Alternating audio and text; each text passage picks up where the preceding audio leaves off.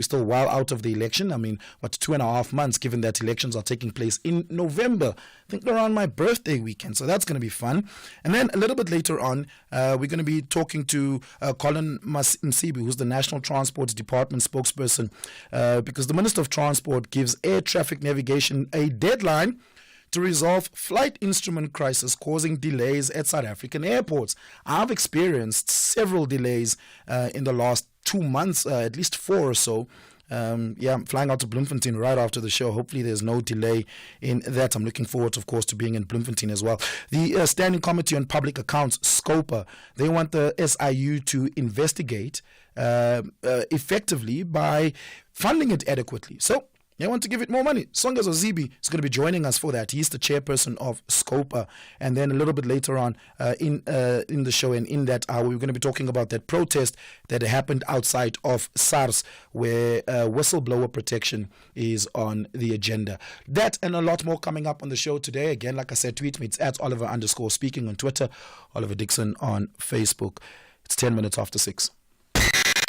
Keeping you informed and ready for the day ahead on #SAfm Breakfast. Let's take a look at your weather this morning. We start out with some of your warnings. There's a high fire danger condition warning expected over western parts of the Northwest Province and the David Kruiper and Kai Gerib districts in the Northern Cape. Otherwise, no other severe weather conditions to be expected. You can expect fine weather in Johannesburg with a high of 19, cloudy at first, otherwise partly cloudy. Vereeniging will be reaching a high of 19 as well with the exact same weather condition. Polokwane will be reaching a high of 16, cloudy with morning drizzle and fog patches, as the same in Mbombela, cloudy with scattered showers and rain, reaching a high of 13. Vryburg will be reaching a high of 23. It's -1 there this morning, really cold. It will be partly cloudy. Mahikeng will be reaching a high of 21, also partly cloudy. Kimberley will be reaching a high of 23. It's fine weather to be expected in Kimberley. Of course, it's cold there this morning, -2. Bloemfontein is also cold this morning with -1 degrees, and it will be reaching a high of 20. Otherwise, fine weather to be expected in Bloemfontein, and I hope to see you at 5 p.m., 6 p.m. tonight in Bloemfontein at the SABC studios. In Upington, it will be a high of 26, fine weather to be expected over there. Cape Town will be reaching a high of 20, fine weather there with a light and variable wind in the morning becoming moderate to fresh southeasterly. In George, you can expect a high of 19, fine weather. Gqeberha will be reaching a high of 19, fine weather with a light northwesterly wind becoming fresh to strong easterly in the afternoon, but northeasterly in the evening. East London, a high of 19, fine weather becoming partly cloudy in the afternoon. Moderate to southwesterly wind expected becoming fresh to strong. Durban with a high of 18, cloudy with isolated showers and rain. Richards Bay, a high of 19, cloudy with scattered showers and rain. Moderate to fresh southerly to southeasterly becoming northeasterly from the evening. Pietermaritzburg will be cloudy with isolated showers and rain, a high of 15 to be expected over there. 12 minutes after 6. Get your payments done with the utmost security and convenience when you purchase a TV license now. With our new secure payment systems with a one-time PIN OTP feature and the choice of receiving your OTP via SMS or email, you can ensure prompt and secure payments. The additional use of capture will protect you against spam and automated data attractions. With TV licenses, you can enjoy watching all your favorite shows or movies that matter to you. Get yours today. Visit www.tvlic.co.za. Only the final whistle can reveal who are the real football kings of East Africa. Neighbors won't get along during the East African Derby. This is the Total Energies 2025 Africa Cup of Nations qualifier. Witness the beauty of African football. Tanzania takes on Ethiopia on Wednesday, 4 September at 6 p.m. Live at your fingertips on SABC Plus and SABCSport.com. Brought to you by SABC Sport.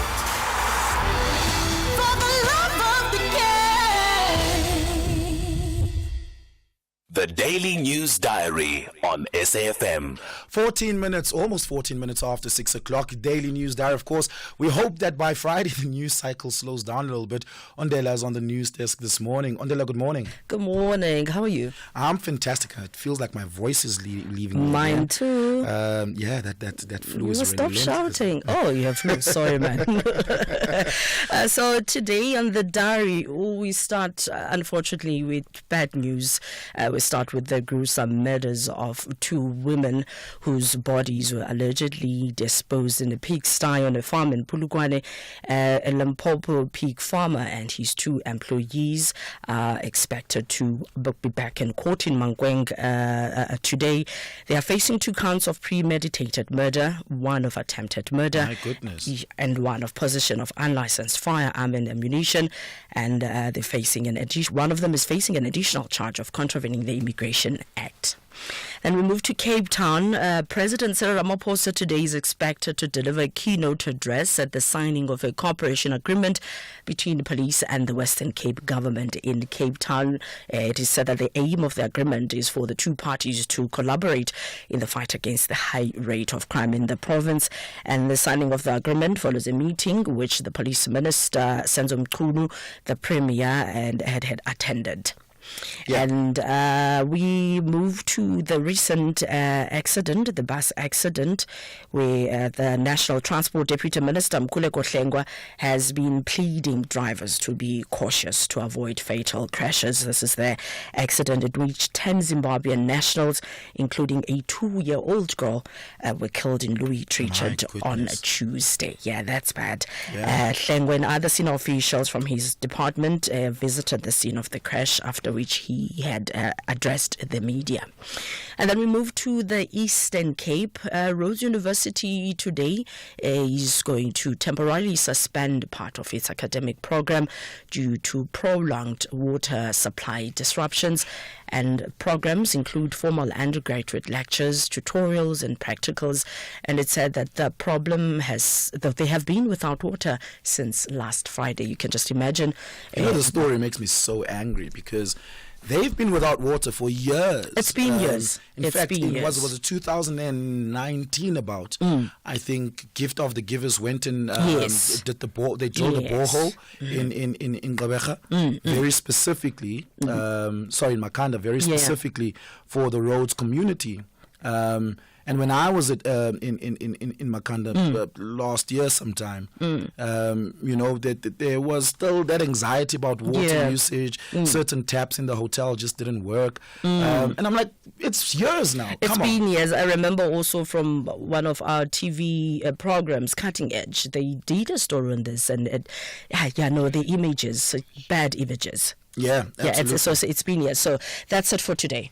Thank you so much for that. Really do appreciate it, and all the best on the news desk. Look, lots happening over the weekend as well. There's a BRICS ministers meeting. I'll tell you all about that. That's taking place in Cape Town tomorrow. We'll get into the details of that a little bit later on. 17 minutes after 6. Catch the Tastemaster Junior this Tuesday evening at 7 on SABC2. It's Elimination Week and the bottom 6 must bake their ultimate cookie and milkshake pairing. It's a match made in heaven, but will they perfect their flavor combinations under pressure? Take part in the weekly viewers competition and stand a chance of winning a classic stand mixer to the value of 10,000 Rand. That's the Tastemaster Junior this Tuesday evening at 7. Repeat Wednesdays at 1 and Sundays at 4 p.m. Only on SABC2.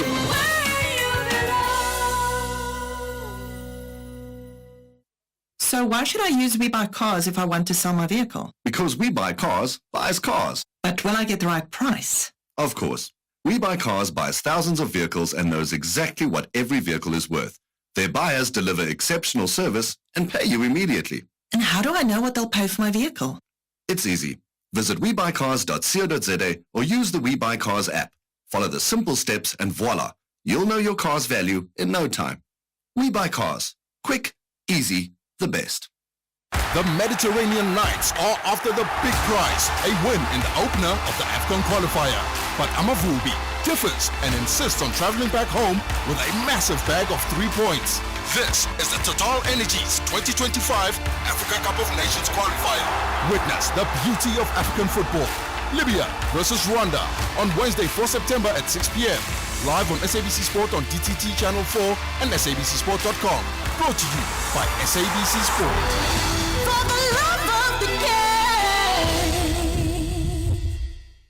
Worldview Update, bringing you closer to international news. Yeah, Kamala Harris, she's doing well in the polls. Deputy President Kamala Harris, but of course she's the Democratic candidate. Her and Tim Walz seem to be leading Donald Trump by quite a strong margin in certain key voting demos. Women, they seem to have swung in a big way away from Trump towards Harris, a 13-point swing in one of the latest pollings. 73% of Democrat voters are more excited after Kamala Harris had entered the race. Donald Trump says the Democrats are cheating. They're stealing the elections before it has even happened because they changed their candidate halfway through the campaign season. Oh, man, lots to complain about. But Kamala Harris, of course, is not having it easy with the ongoing Israeli war in Hamas being in Gaza on Hamas is being top of mind for a lot of detractors, a lot of fence-sitting Democratic voters. Brooks Spector joins me to help me make sense of this. Brooks, good morning. Polling's somewhat reliable, but not definitive and conclusive. How much reliance should the Democratic camp place on these pollings at the moment? No, good morning, Oliver. Well, polling is, as we've talked before, is something of an art as well as a science. It's mathematical, and it's also just a touch of a thumbsuck because it depends entirely on how you structure it and what the relationship between the people polled and the actual people who show up and actually vote ultimately is. And there are various ways to describe that. We need a couple hours tutorial on polling, but the larger point is that the trend line is, as you indicated, seems to be moving in the direction of Harris and Walz and away from Trump and Vance in a significant enough way that it can be considered a fact. And in the key swing states, that is a number of states, 6 or 7, depending on how you define them, that are likely to be the key bellwethers for the election, places like Wisconsin, Michigan, Pennsylvania, maybe Georgia, maybe Arizona and Arizona and Nevada, not New Mexico. It is possible that if Harris' campaign is successful in at least 3 of those, then the election may well be hers. But here you're still 2 months away, and lots of stuff can happen between now and then, and I'll point you to just a couple of things that make observers, a little bit nervous about saying this game is done. Last night, early this morning, our time, Kamala Harris and Tim Walz were interviewed on CNN, and the judgment seems to be this was really her first post-convention conversation with the media. She did herself no harm, even if she did not necessarily advance her cause all that much. Yeah. But more important, I think, is something that's going to happen in less than 2 weeks' time. That's September 10th, a direct Trump-Harris debate, live, unscripted, unmodulated by mobs of howling MAGA people. And it depends a great deal, obviously, on whether she holds her ground, blunts his attacks, and forces him into increasingly shrill denunciations of all the things under the sun, which can be his behavior. And then, of course, there is the concept of the October surprise. And it doesn't mean a birthday gift. It means whether or not something that you simply do not expect, the Black Swan event, in effect, happens that so changes the way the perception and the perspectives on the election occurs that whatever you thought was true before, now the whole thing is in turmoil all over again. So to take the polling moving in a particular direction as more than a snapshot and as a predictor is a little bit sort of, well, how should we say? It's a little too concrete for the data that's at hand. Yeah, perhaps to then ask about very specifically what we've been learning about the Trump administration in the last couple of days, with the Meta CEO appearing before Congress and giving testimony to the effect that the White House under the Trump administration tried to get them to suppress certain COVID-related content on Facebook, and they pressurized them quite hard. And Mark Zuckerberg said we just blatantly refused to do that. Is that something that Republican voters, at least moderate Republican voters, there are still many of those, like a Mitt Romney type of Republican voter, is that something that could finally sway them away from Trump, that is? Yeah, I understand. There are moderate, quote unquote, moderate Republican voters. There are rather fewer, quote unquote, moderate Republican politicians as part of the problem.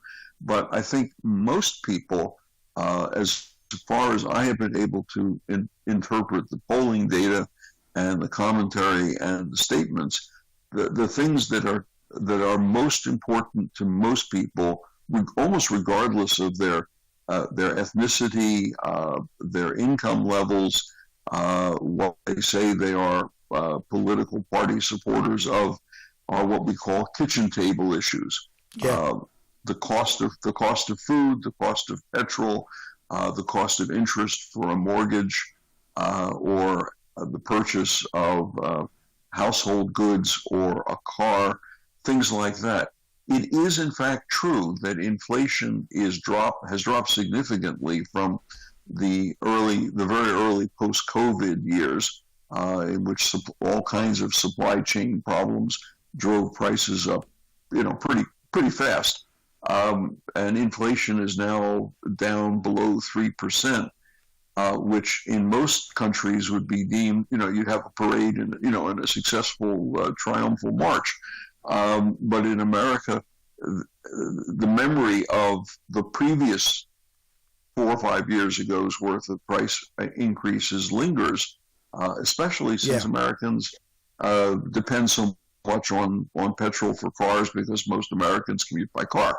And that issue, plus immigration, which remains a key issue that unnerves people, even though, again, the number of illegal or undocumented immigrants, depending on the terminology you prefer, has dropped sharply in the last year.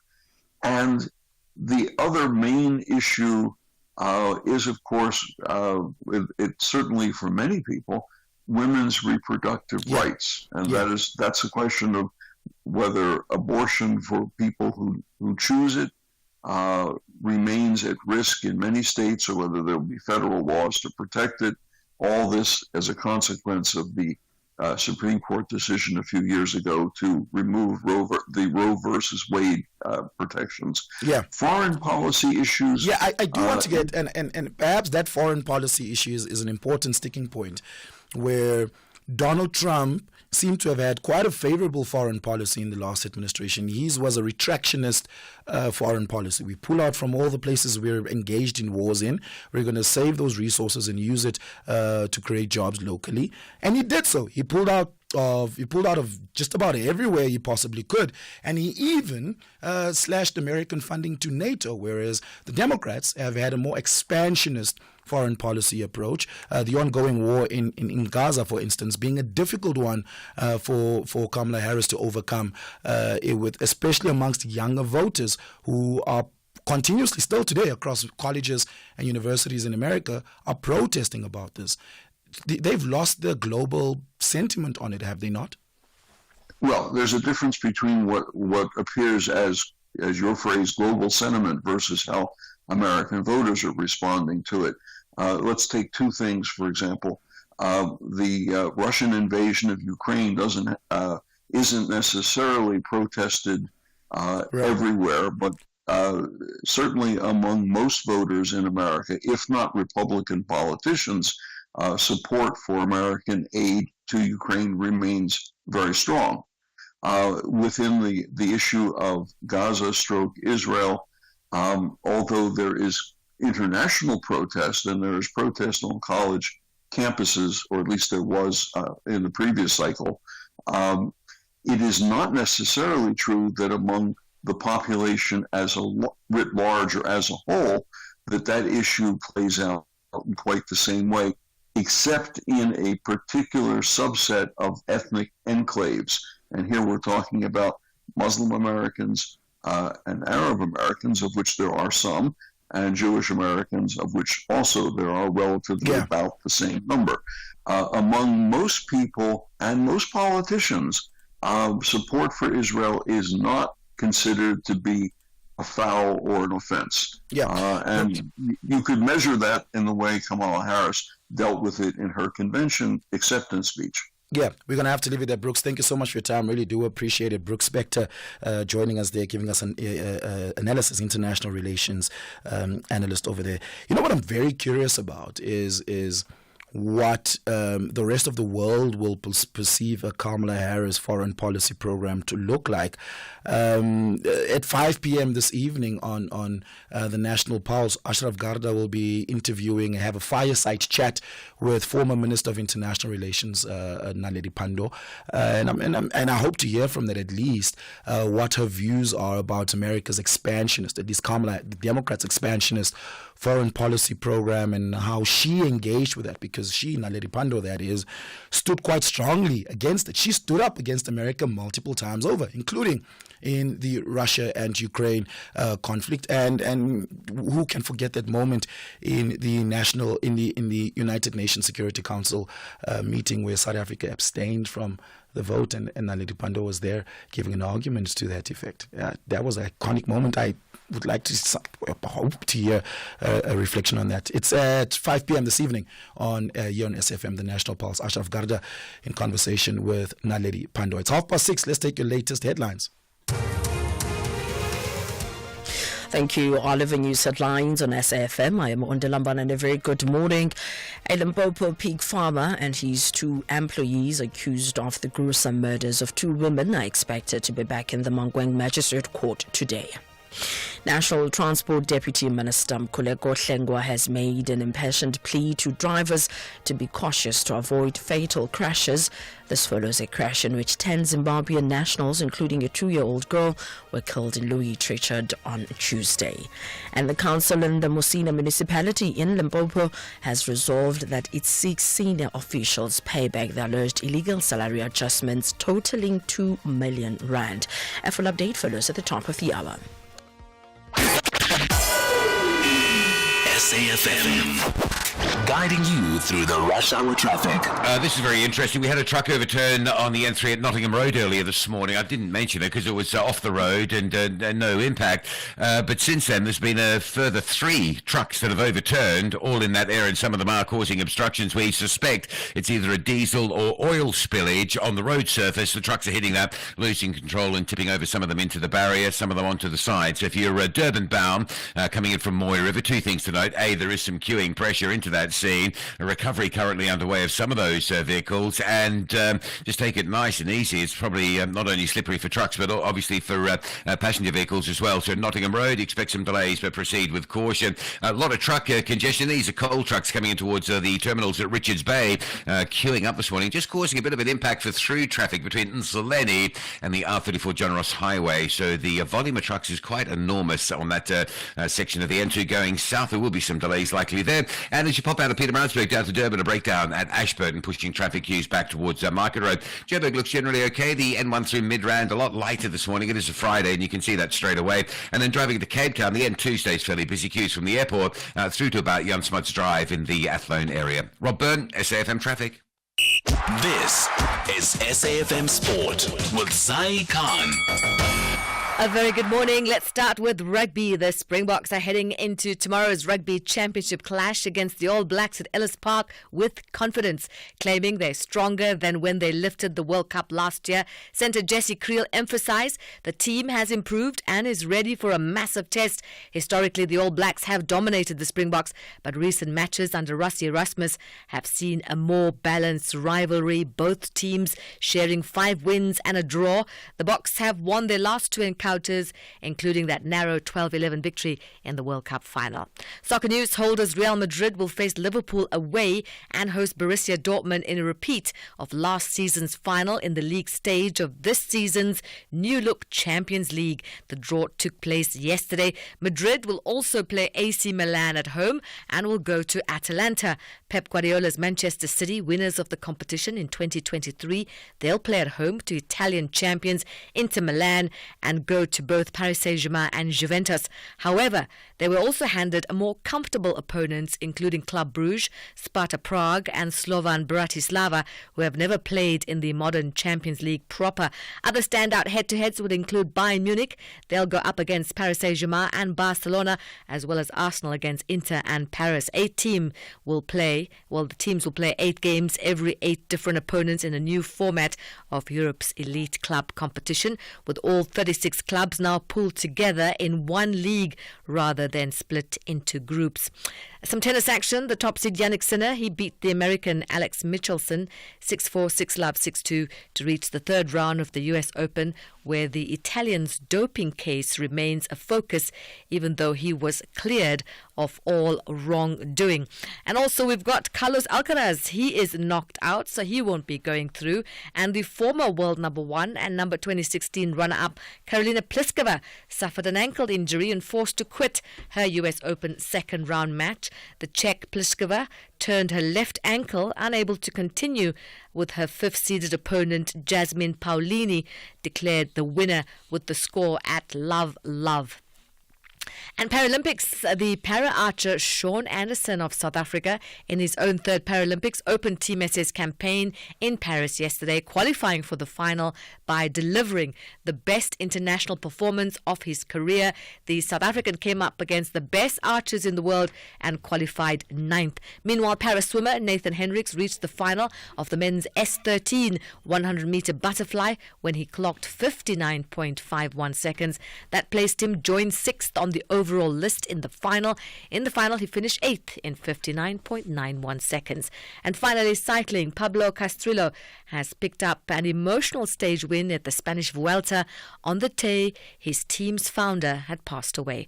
Castrillo gave Kern Farmer the victory on the 12th stage a few hours after the team said its founder and former president Manolo Axona died at the age of 71. It was the first Grand Tour stage victory for the 23-year-old Castrillo, and there's no changes in the general classification. Ben O'Connor kept the leader's red jersey. The Australian remains more than 3 minutes ahead of Primož Roglic and Enric Mas. More sport, top of the hour for SAfm Breakfast. I'm Zai Khan. There's sponsoring a news feature. Then there's helping your clients make the news. Search Standard Bank Business and Commercial Banking to see how far they can take your business. The Business Update on SAfm. It is 36 minutes after 6 and Ntaleng is with us for the Business Update. We start with this one, Ntaleng. It makes no sense to me. Shell plans to cut 20% of jobs in its oil and gas businesses when they just recently announced going ahead with exploration in South Africa? That's right, but South African operations aren't going to be affected. And this, of course, is according to sources. It seems like Shell is restructuring those divisions, and this might lead to job losses. Now, sources say the move is part of the company's expanded cost-cutting initiative, which is now targeting the highly profitable division following significant reductions already made in the renewables and low-carbon sectors. Now, the job losses will affect units in the US, the Netherlands, and the UK. The planned 20% head reduction, however, still has to go through the consultation process with employee reps. Now, Shell's oil and gas production division, known as Upstream, which includes includes the exploration and wild development units, accounted for over 1/3 of the company's earnings last year. Shell, in the meantime, has not commented on the move. In a recent Reuters article, a spokesperson from the company was quoted saying it's committed to strengthening its balance sheet. This includes delivering structural operating cost reductions of $2 billion to $3 billion by the end of 2025. And Huawei, they're seeing an increase in sales, which fascinating given that they no longer use the Android operating system. And this comes at the halfway mark. Huawei says it's delivered an 18% jump in profit, driven by a 34% increase in its revenue. This was the company's highest revenue for a first half since the same period in 2020, and was driven by an uptick in smartphone sales, particularly in its domestic market in China, after it actually introduced two new smartphone models. Huawei's new smartphones are seen as a win for China against U.S. sanctions. The U.S. has blocked Huawei from using advanced U.S. technology since 2019, citing security concerns. Looking at its penetration outside of China now, the Europe, Middle East, and Africa region remained Huawei's largest international market. However, sales there did decline. This was likely because Huawei's gains in Middle East and Africa were cancelled out by its continued exclusion from European markets. In South Africa, though, Huawei has maintained a top 3 spot for smartphone brands in the 2,800 price point. It has, however, fallen out of the top 5 smartphone brands globally. I had a Huawei until I had the P20. I don't know if you remember the P20. Yeah. It was the first with the Leica camera, which was supposed to be that dual camera with depth of field, and I thought it was so fancy, man. And then I couldn't get updates anymore, and then I just stopped using it. Shame, man. I'm happy for them. Let's take a look at those market indicators. How did the markets close yesterday? Well, trade has remained choppy. In Wall Street, the Dow Jones closed at a record high as some economic data provided relief and further eased recession fears. This, however, didn't filter through to the S&P 500 and NASDAQ, those indexes being hit by sentiments around NVIDIA, which closed 6% lower as its earnings failed to excite investors. Over in Asia, stocks in the green with traders digesting data out from Japan. Inflation there coming in hotter than expected. This just reaffirming the Bank of Japan's hawkish stance. Coming back home, markets ending yesterday's session in positive territory, with the all-share up 0.25%, driven by gains in the financial 15, which ended 0.5% higher. On the currency front, the rand trading stronger, hitting a 13-month high, mainly being driven by the improved sentiment for riskier assets. It's trading at 17.76 to the dollar. And darling, thank you so much for that. Catch up with you in the next hour. It's 19 minutes before 7. There's listening to the news. Then there's making the news. Grow your business into the next big thing with Standard Bank Business and Commercial Banking. When you choose Standard Bank Business and Commercial Banking, you get access to our business solar loans. Accessing our business solar loans means you get connected to the right supplier for your business and the most feasible tailor-made financing solution. And that financing solution means 8,760 hours of uninterrupted power for your business, sourced directly from the African sun. You see, there's going green. Then there's going green with us. Search Standard Bank Business and Commercial Banking. Standard Bank is an authorized FSP and registered credit provider. T's and C's apply. Call us on 086 000 2032. If you're in Bloemfontein today, please come around to the SABC studios in Bloemfontein. We're doing another edition and installment of the SAfm University Debate Challenge on my show this evening at 6 p.m. right after the National Pulse. And it is the Central University of Technology is going up against the University of the Free State, and they'll be debating this topic: should there be a ban on the production, circulation and broadcasting of music, movies, art and other forms of audio-visual media that normalizes and or glorifies violence, crime, and reckless sexual behavior. That's the topic we're going to be discussing 6 p.m. at the SABC studios in Bloemfontein. Just come around. Come hang out with me. There'll be refreshments, and you and I can catch up and have a chat. It's the most spectacular time to save at Dis-Chem's Beauty Fair. Shop great offers on leading color cosmetic brands such as Deborah, Maybelline, Revlon, LA Girl and Essence. With the help of our professional in-store consultants, try out some new color cosmetics to add to your makeup bag. And look out for 2+1 free offers and free gifts with purchase because we love to treat you. Go in-store or shop online for the best of beauty. Now on until 15 September at Dis-Chem Pharmacies. Better beauty starts here. They say first touch in football is very key. That's exactly what First Touch ladies want to display to grab a spot in the top 5. But UWC is onto something different. This is the Hollywood Men's Super League. Catch Mzansi Queens of the beautiful game. First Touch Ladies FC versus the University of the Western Cape Ladies FC on Sunday 1 September at 2:30 p.m. Live on SABC Sport on DTT Channel 4 and SABC radio stations. Also available at your fingertips on SABC Plus and SABCSport.com. Brought to you by SABC Sport. For the love of the game. Are you shopping around for the best car insurance deal on the market? 46-year-old Zanele got a great deal on her car insurance when she called Outsurance. She now pays only $1,313 to insure her white 2023 Audi Q2 1.4T FSI S-Line. Get an Outsurance quote and see if you could save. SMS out to 30754 now. That's out to 30754. Licensed insurer and FSP. T's and C's online. SAFM values your views. Be an active citizen. DENOSA, the Democratic Nursing Organization of South Africa, are leading a march to the Department of Health offices in Mpumalanga. This is because of safety concerns in healthcare facilities. Cyril Mdluli, who is the Provincial Secretary for DENOSA, joins me for this conversation this morning. Cyril, good morning. Welcome to the show. What are these safety concerns? Good morning, and good morning to your listeners, and thank you for having us.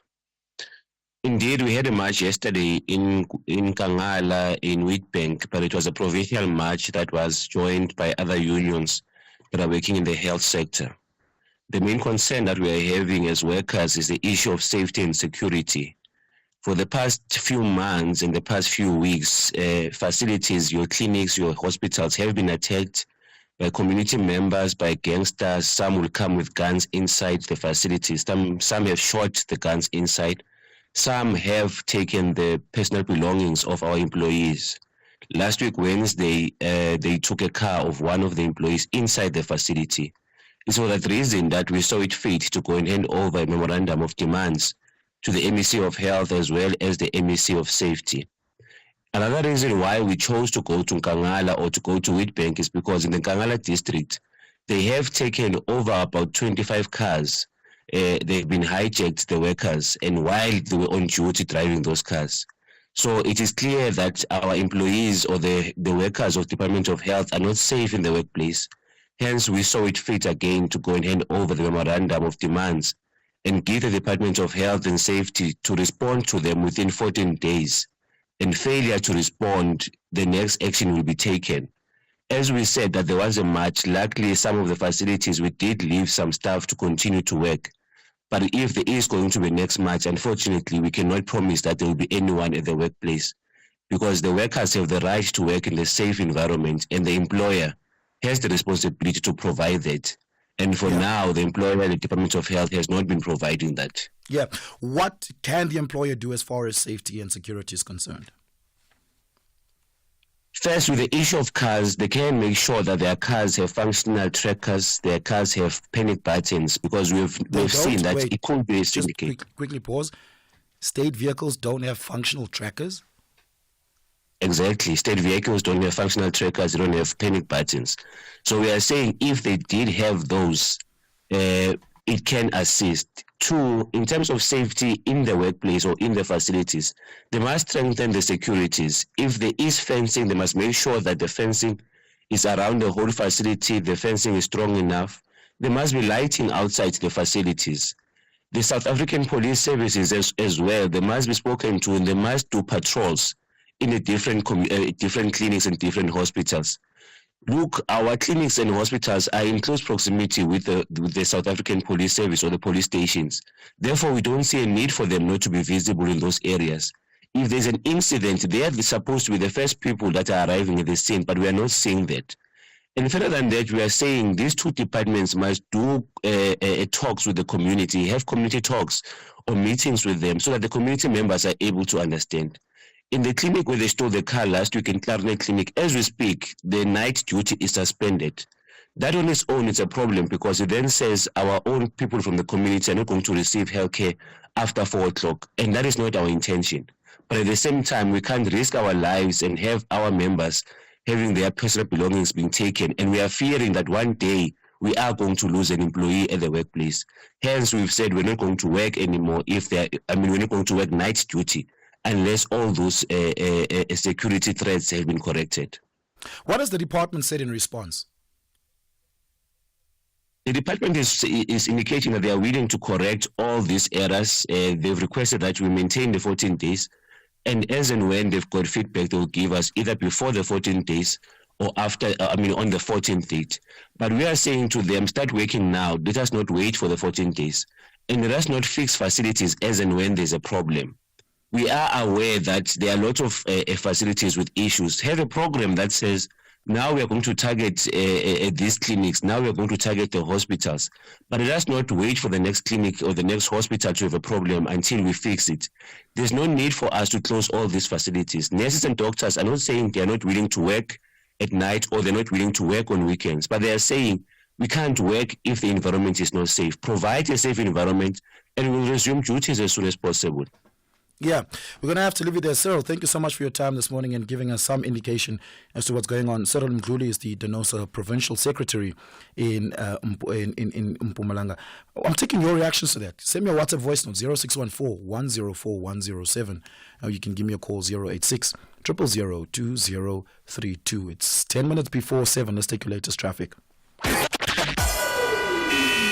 SAfm, guiding you through the rush hour traffic. Reminder, if you're leaving Pretoria on your way for flight connections at the airport, to give yourself extra time. It may be a Friday, volumes may be lighter, but that doesn't change the queue as you approach the Olifantsfontein exit at Clayville because of the long-term roadworks there. It is already slow.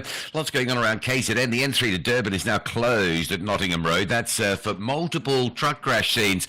We suspect diesel or oil spillage this morning on the road, and very quickly 4 trucks ended up capsizing. So recovery underway for safety of other road users. The road is closed because they've got those big, heavy tow trucks in there and lifting equipment. There's quite a big backlog of traffic, as you can imagine. Trucks and vehicles stacked approaching the Nottingham Road area. If you are driving a passenger vehicle, come off at Moy River, take what they call the Midlands Meander, take the R103, head down, come back on at Howard, just have a leisurely drive along that route and avoid being stuck on the highway around that closure. Popping out the other side of Pietermaritzburg, some major backlogs as well, from the bottom of the Pietermaritzburg bypass all the way down to Ashburton. That's a breakdown in the roadworks today.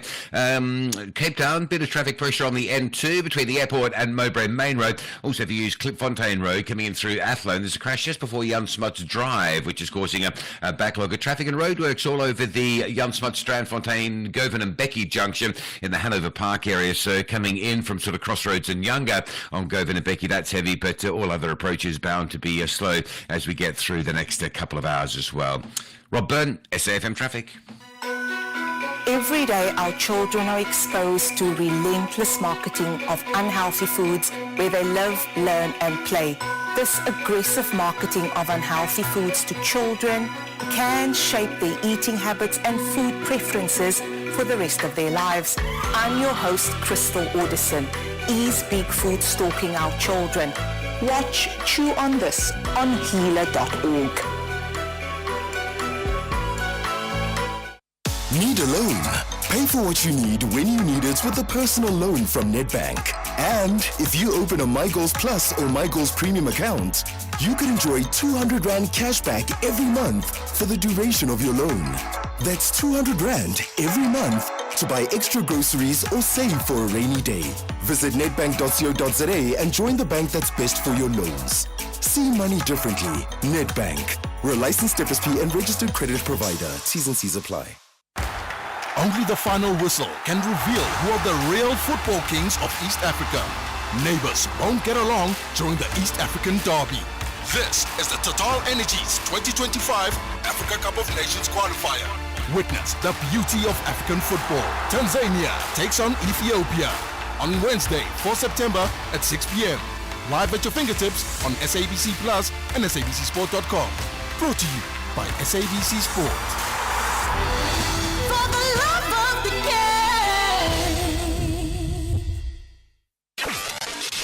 Across South Africa, online and on radio. SAfm, let's talk. This is very distressing. The Department of Education in the Western Cape will be cutting around 2,400 teaching jobs in the province. This is because they have a budget shortfall of 3.8 billion. David Mainir, who's the MEC of Education in the Western Cape, joins me right now. MEC, good morning. Thank you so much for your time. Appreciate it. Talk to us about the financial state of the Department of Education in the Western Cape. How do you get to a 3.8 billion shortfall? Well, I think you're absolutely right. This is very distressing, and we are going to have to reduce the total basket of posts in our province by about 2,400 posts. And we, in this position, which we should never have been in, because national government did not fully fund the 2023 wage agreement. We only received 64% of the nationally negotiated wage agreement, and it was up to the province there to fund the remaining 36%. So despite then implementing drastic budget cuts in the amount of 2.5 billion, we still have a 3.8 billion rand budget deficit over the next 3 years. And it's for that reason that we've had no choice but to reduce the basket of posts of educators here in the Western Cape. What response do you get from National Treasury about why only 2/3 of the budget has been funded? Well, we have discussed this challenge, which I have to be clear is a shared challenge across province at the Council of Education Ministers intergovernmental meeting, which took place last week. And it became evident in that meeting that all provinces are experiencing significant spending pressures. And so what the National Minister of Education, Saviwe Gwarube, has undertaken to do is to convene a special meeting of the Council of Education Ministers so that we can properly understand the spending pressures in provinces across the education sector, and it will be on the basis of that that the sector will meet National Treasury to try and craft a way forward and mitigate the damage in the education sector, not just in our province but across South Africa. David, what is the current teacher-to-learner ratio in the Western Cape at the moment, and what will it be after the effect of what seems like retrenchments of 2,400 teachers after the fact? Well, I have to be clear. This, what we are doing is reducing the basket of posts. This is not a retrenchment process. And what does that mean? Basket of posts, what's firing teachers. What it means is we will reduce our total basket of posts by 2,407 posts. On Friday, schools will be informed. Just to circle back, David, what is a basket of posts? So a basket of posts would be the total number of posts on your establishment, and we have about 37,000 teachers employed in posts across the province. And we will have to reduce those posts by about 2,400 posts. And the way we will do that... The way we will do that is schools will make decisions about, once they're informed about how many posts will be reduced at the school, they will make decisions about whether, for example, teachers employed on contract, whether those contracts will lapse. Alternatively, teachers who permanently employed teachers will be declared in excess, and those teachers will not lose their jobs. Those teachers will then be employed in vacant posts at other schools. So we are not in a retrenchment process. We are in fact reducing our basket of posts, and that would mean that different some things, but that's the teachers same employed effect, on right? contracts. Pardon? Same different things, but that's the same effect, right? Some teachers who are employed on contract, those contracts will lapse, and those teachers will lose their jobs. Other teachers will be declared in excess, and they will be employed in vacant posts. So some teachers will lose their jobs, but this is not it's quite different from a retrenchment process, and I thought I would need to be just clear on that point. Okay, just to circle back to the question I then asked, is what is the current teacher to learner ratio in the province, and what will it be after this process? The current average teacher to learner ratio is about 1 to 35, and that's an average ratio. Obviously, that ratio will then decline, and we expect it to be in about 1 to 38. There's no doubt, that reducing your basket of posts will negatively affect the learner-teacher ratio and will negatively affect learning outcomes in the Western Cape. Yeah, David Manier, thank you so much for that. Really do appreciate it. David Manier is the MEC of Education in the Western Cape. I'm taking your reactions to this conversation.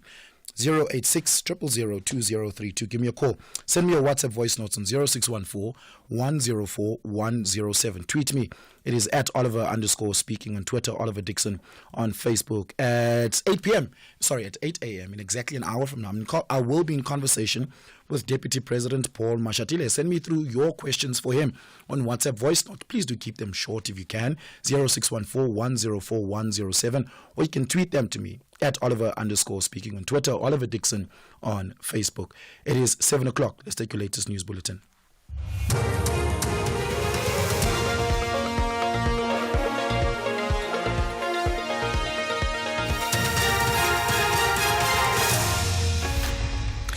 Thank you, Oliver. Top stories at 7. Pig farmer to appear in court for alleged murders, and Kamala Harris sets out her plans should she be elected president.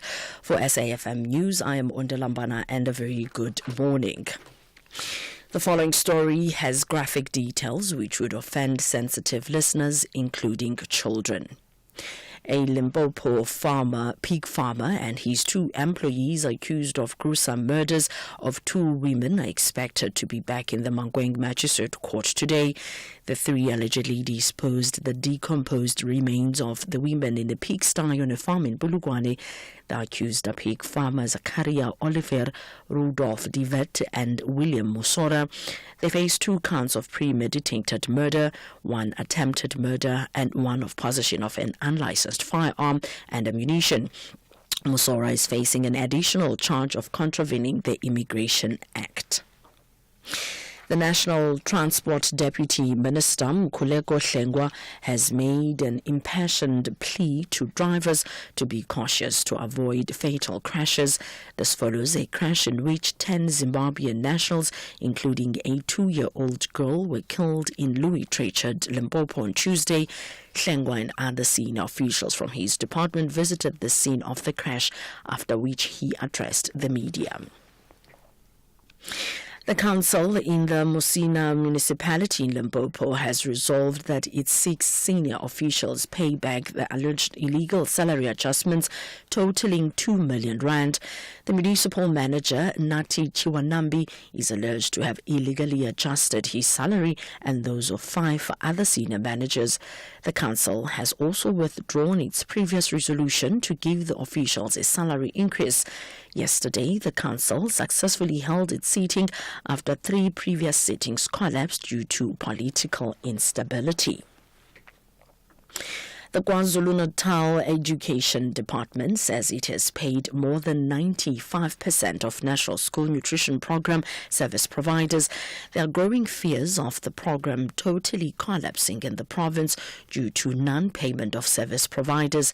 The Service Provider Association previously said that only about 40% of its members had been paid, and in some cases they had received part payment.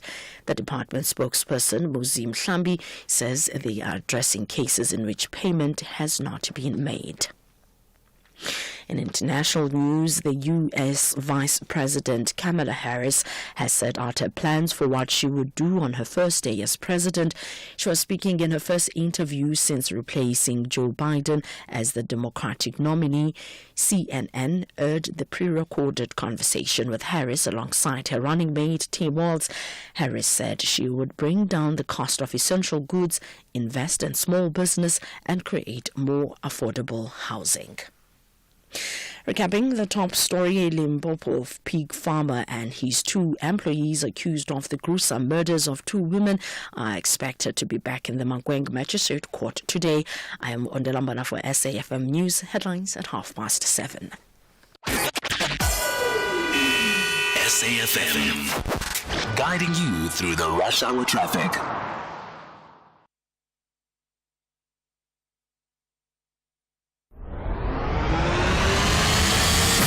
SAfm Breakfast, helping you navigate your day.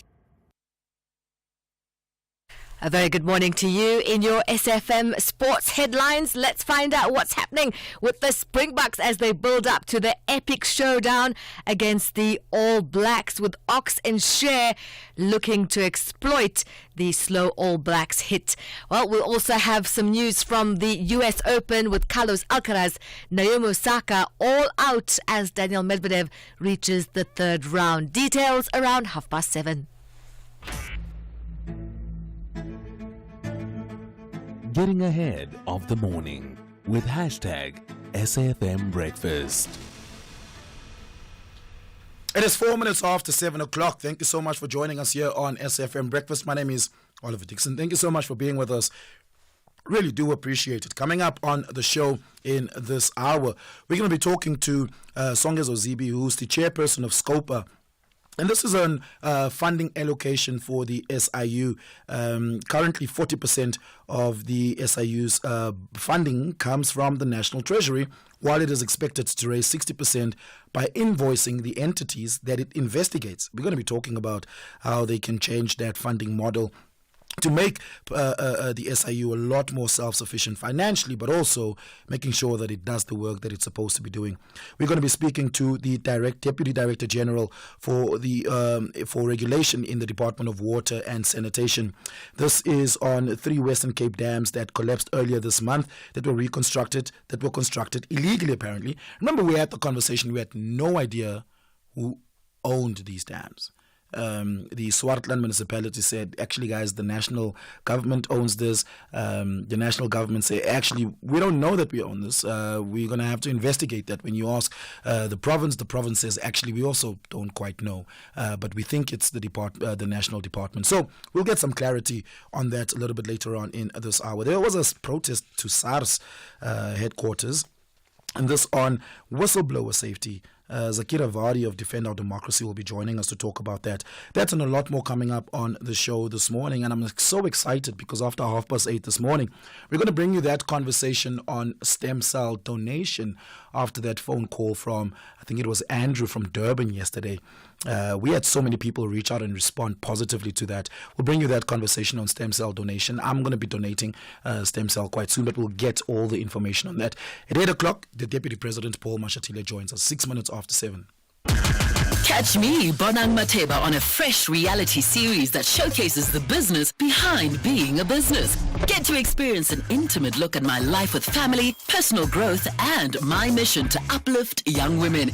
Jet with me as we prepare to crown a lucky chaser. Be grounded, be entertained, and be dazzled. Monday, 6 p.m. on S3, it's a date with you and B.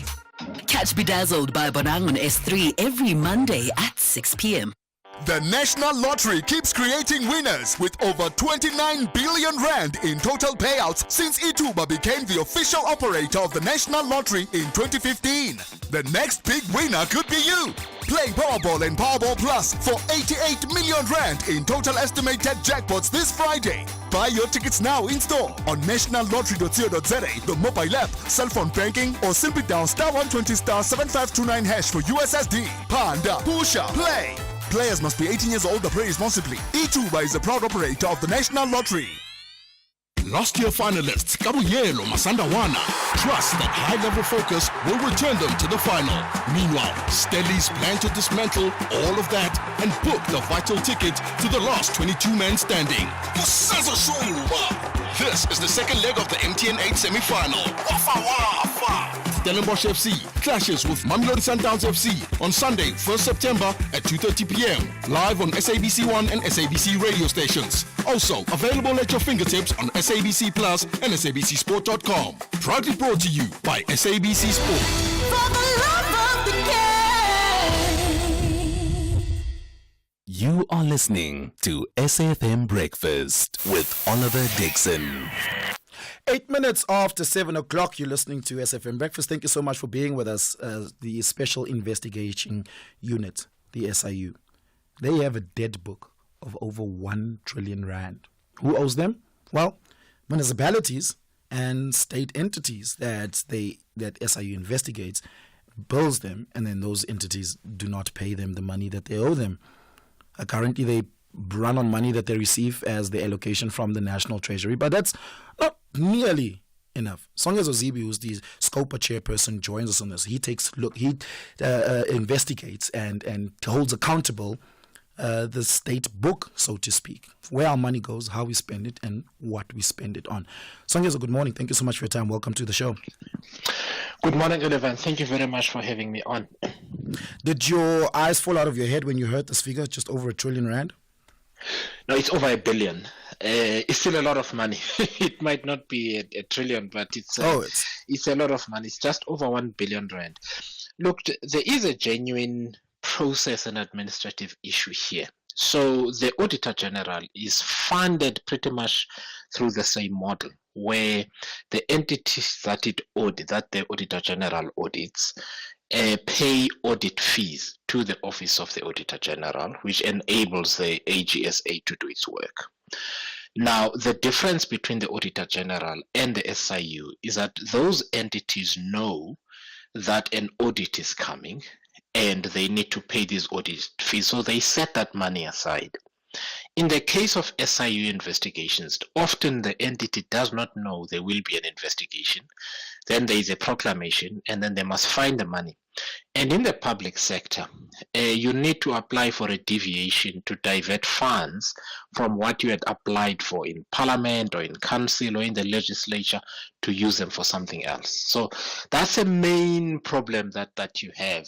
And so we need to fix this problem so that the SIU is adequately resourced and that it either funds its operations from the recoveries that it makes, plus treasury transfers or some other mechanism that does not cause this payment problem.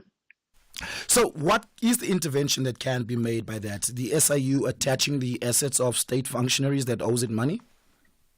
Yeah, so for instance, there is the asset forfeiture unit in the NPA. Now, I speak under correction, but I think the NPA can use some of that to further fund its other investigations and so on. So an example of what can be done is to make this a combination of treasury transfers and a percentage of the money that the SIU recovers through civil action into the SIU, to give the entities that it has investigated enough time to make a proper budget application and then make sure that it squares that money with treasury at the next budget cycle.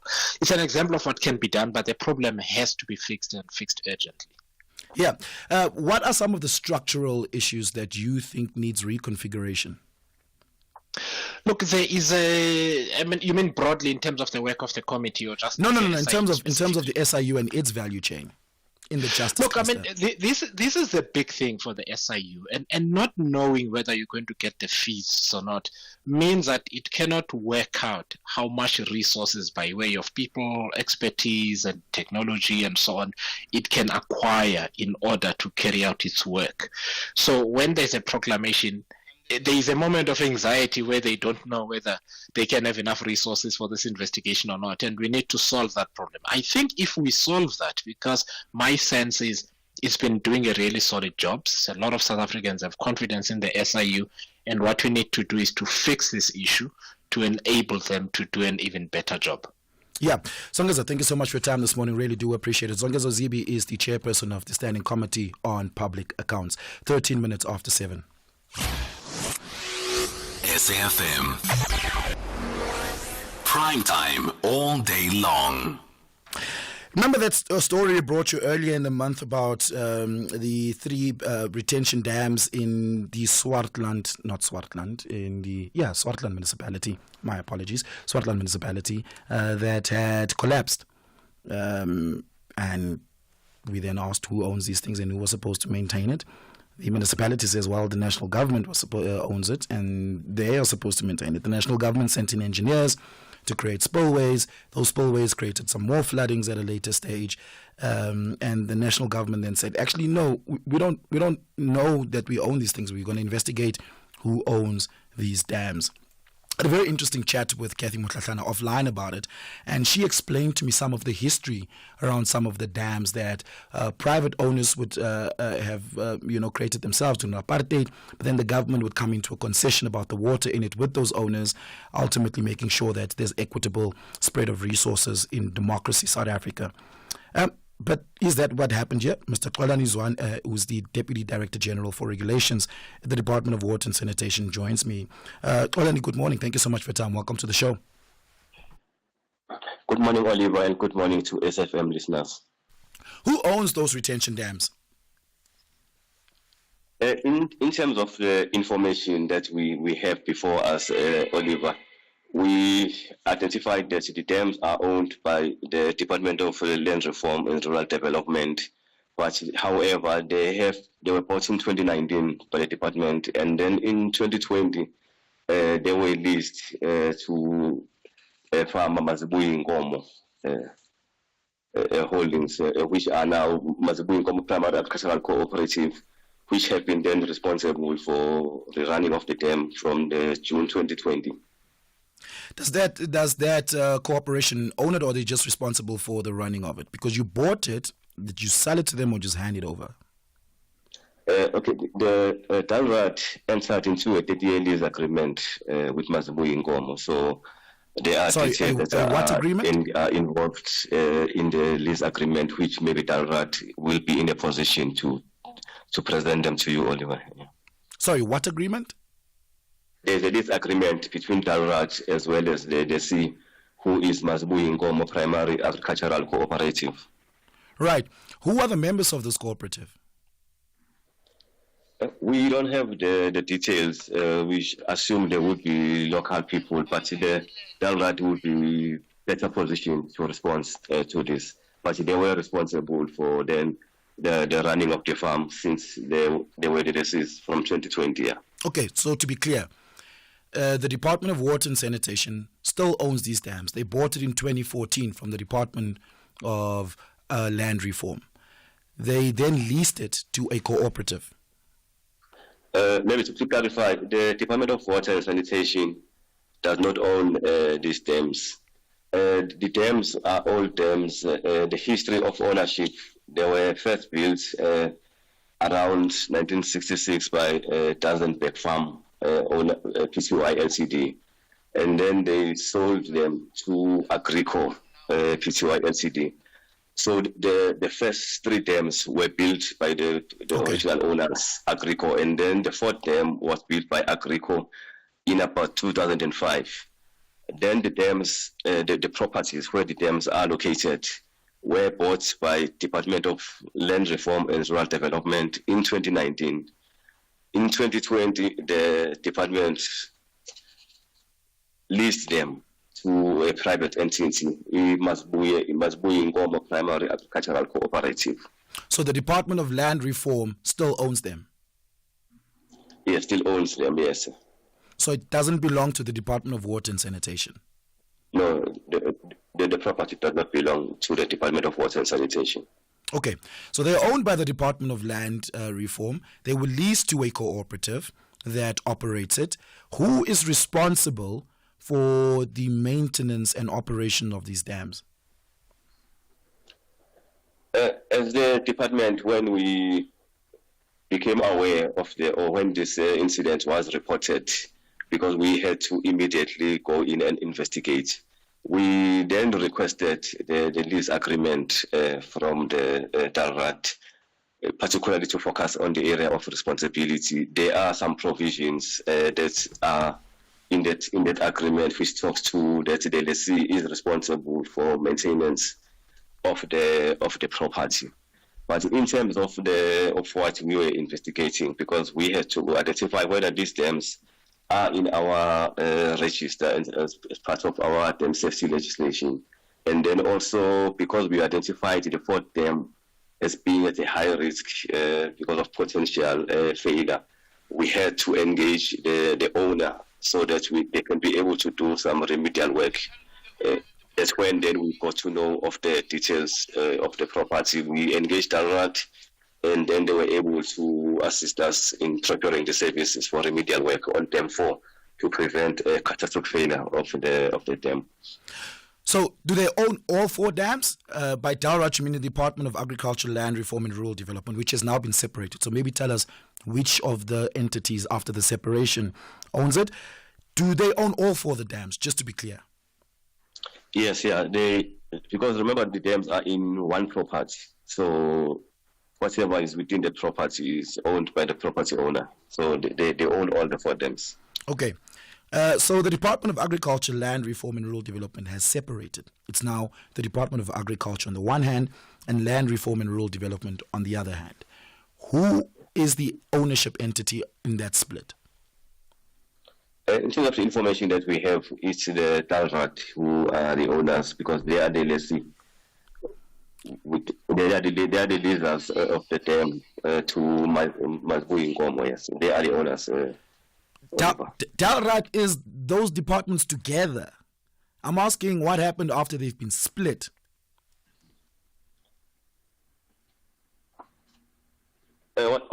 Remember when they split, there's now Department of Agriculture, and then there's now Department of Land Reform and Rural Development. Yes.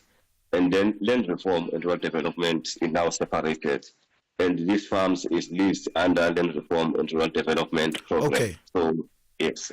So Minister Nyonso, not Minister Steenhuisen. Yes, yeah, it falls under Minister Nyonso. Okay. And just lastly, now that these dams are in trouble, and now that we know inclement weather can cause severe damage to dams, has the department undertaken, by the department I mean the Department of Water and Sanitation, have they undertaken a ownership audit of all dam properties all across the country, just to be clear who they belong to, who's responsible for them, and what to do where there's no clarity on it?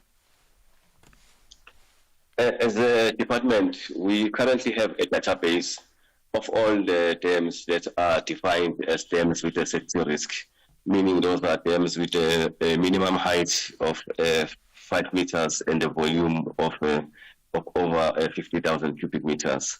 And then we have different categories, category 1 and category 2, 3. Category 2 and 3 are those that have got the highest risk, meaning they've got a wall height of about 12 meters and not exceeding 30 meters. And then those that are category 3, very large dams, 30 meter and higher. So we maintain a different risk categories, particularly for those category 2 and category 3. In our database, we have about 5,700 dams that we have. And what we have done now to make sure that other people that we do not have in our database, when the regulations were promulgated in 2012, dam safety regulations, we did issue a call for registration of those dams. And last year as well, when there were incidents regarding tailing dams, we did also advise the owners that have not yet registered their dams with our department to come forward so that we can be able to register them, classify them, so that they can be able to be managed in line with our dam safety regulations.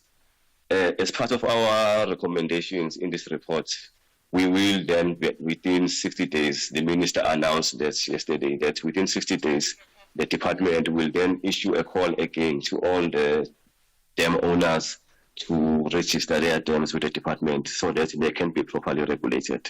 Okay, we're going to have to leave it there. Thank you so much for that, Xolani, who is the Deputy Director General for Regulation in the Department of Water and Sanitation. I'm taking your reactions to that.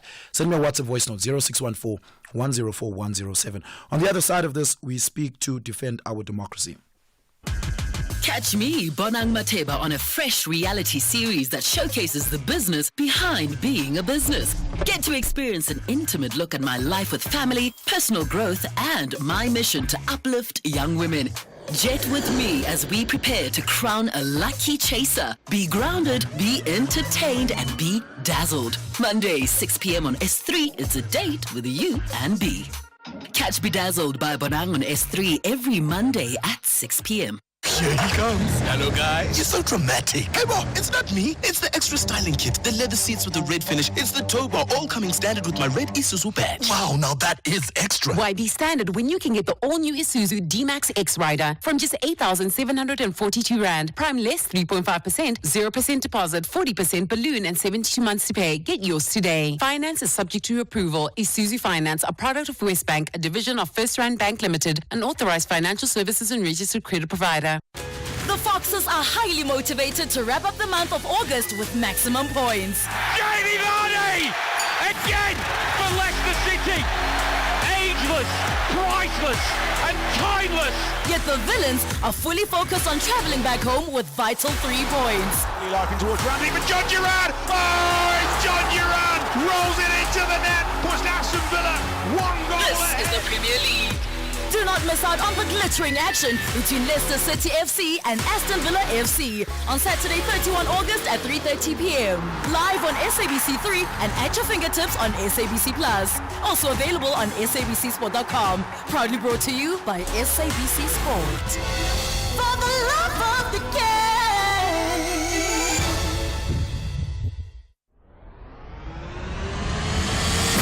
game. SAfm Breakfast, helping you navigate your day. You will recall the tragic story not too long ago, a couple of weeks ago, of advocate Coreth Murray, who was tragically shot, almost killed, just outside a hotel in Umhlanga. This was Coreth Nodia, my apologies. This was in relation to what happened around the time Coreth Nodia was in Durban doing a tax inquiry into businesses owned by businesswoman Shona Mkhize, and it happened outside the hotel. And Defend Our Democracy, much like the rest of us, were deeply concerned about this incident. They have now embarked on a strike to SARS on the protection of whistleblowers. Is there anything SARS can do at all? Zakira Vardy, who's with Defend Our Democracy, joins me. Zakira, good morning. Thank you so much for your time. Is there anything SARS can do about this? Good morning. So to clarify, our picket outside SARS yesterday was not against SARS, but it was more in solidarity with SARS, the management and staff of SARS, who themselves have been doing investigative work. And I think, when a colleague of yours has 4 bullets put through their car, it sends a message of fear through the organization itself. And ours was really to say that we are standing with you and that you should continue doing the good work that you're doing in terms of ensuring that all of these monies come back into the state that can then be used for building hospitals, schools, etc. There's been a lot of work done over the last couple of years around whistleblower protection, and the Whistleblower Protection Act, for instance, was supposed to be a landmark piece of legislature for the protection of whistleblowers. Has significant work been done operationalizing some of the principles that it espouses? So we have currently the Public Disclosures Act, My understanding is that the Zondo Commission made a set of recommendations. At least 3 of those were quite significant in terms of whistleblower protection and incentivization. And that was meant to have gone back to the Department of Justice, who then engaged with a range of organizations on amendments to the legislation.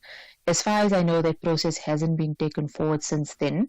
And we really do need to, I think, get a sense from government about what may be the next steps in this regard. What do you think the next steps are and should be? Well, for one, I think that there needs to be a stronger sense of urgency from the criminal justice sector in terms of investigating these attempted assassinations, because Advocate Gorathnodia is certainly not the only one.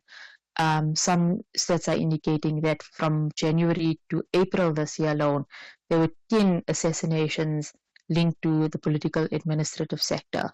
And we've seen in South Africa over the last decade at least 108% increase in assassination or targeted killings, both in the public and private sector.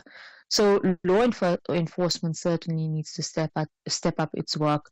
We need to know who are the people, not just those pulling the trigger, but those who are ordering the attacks. And I think that there needs to be justice that follows. At the same time, though, I think that there needs to be better protection of whistleblowers. That means that when someone blows the whistle, there shouldn't be a victimization that comes with it. We need to ensure that there's safety for those that are doing serious investigative work. Security is provided for people. And some organizations have made the very strong recommendation for incentivizing whistleblowers.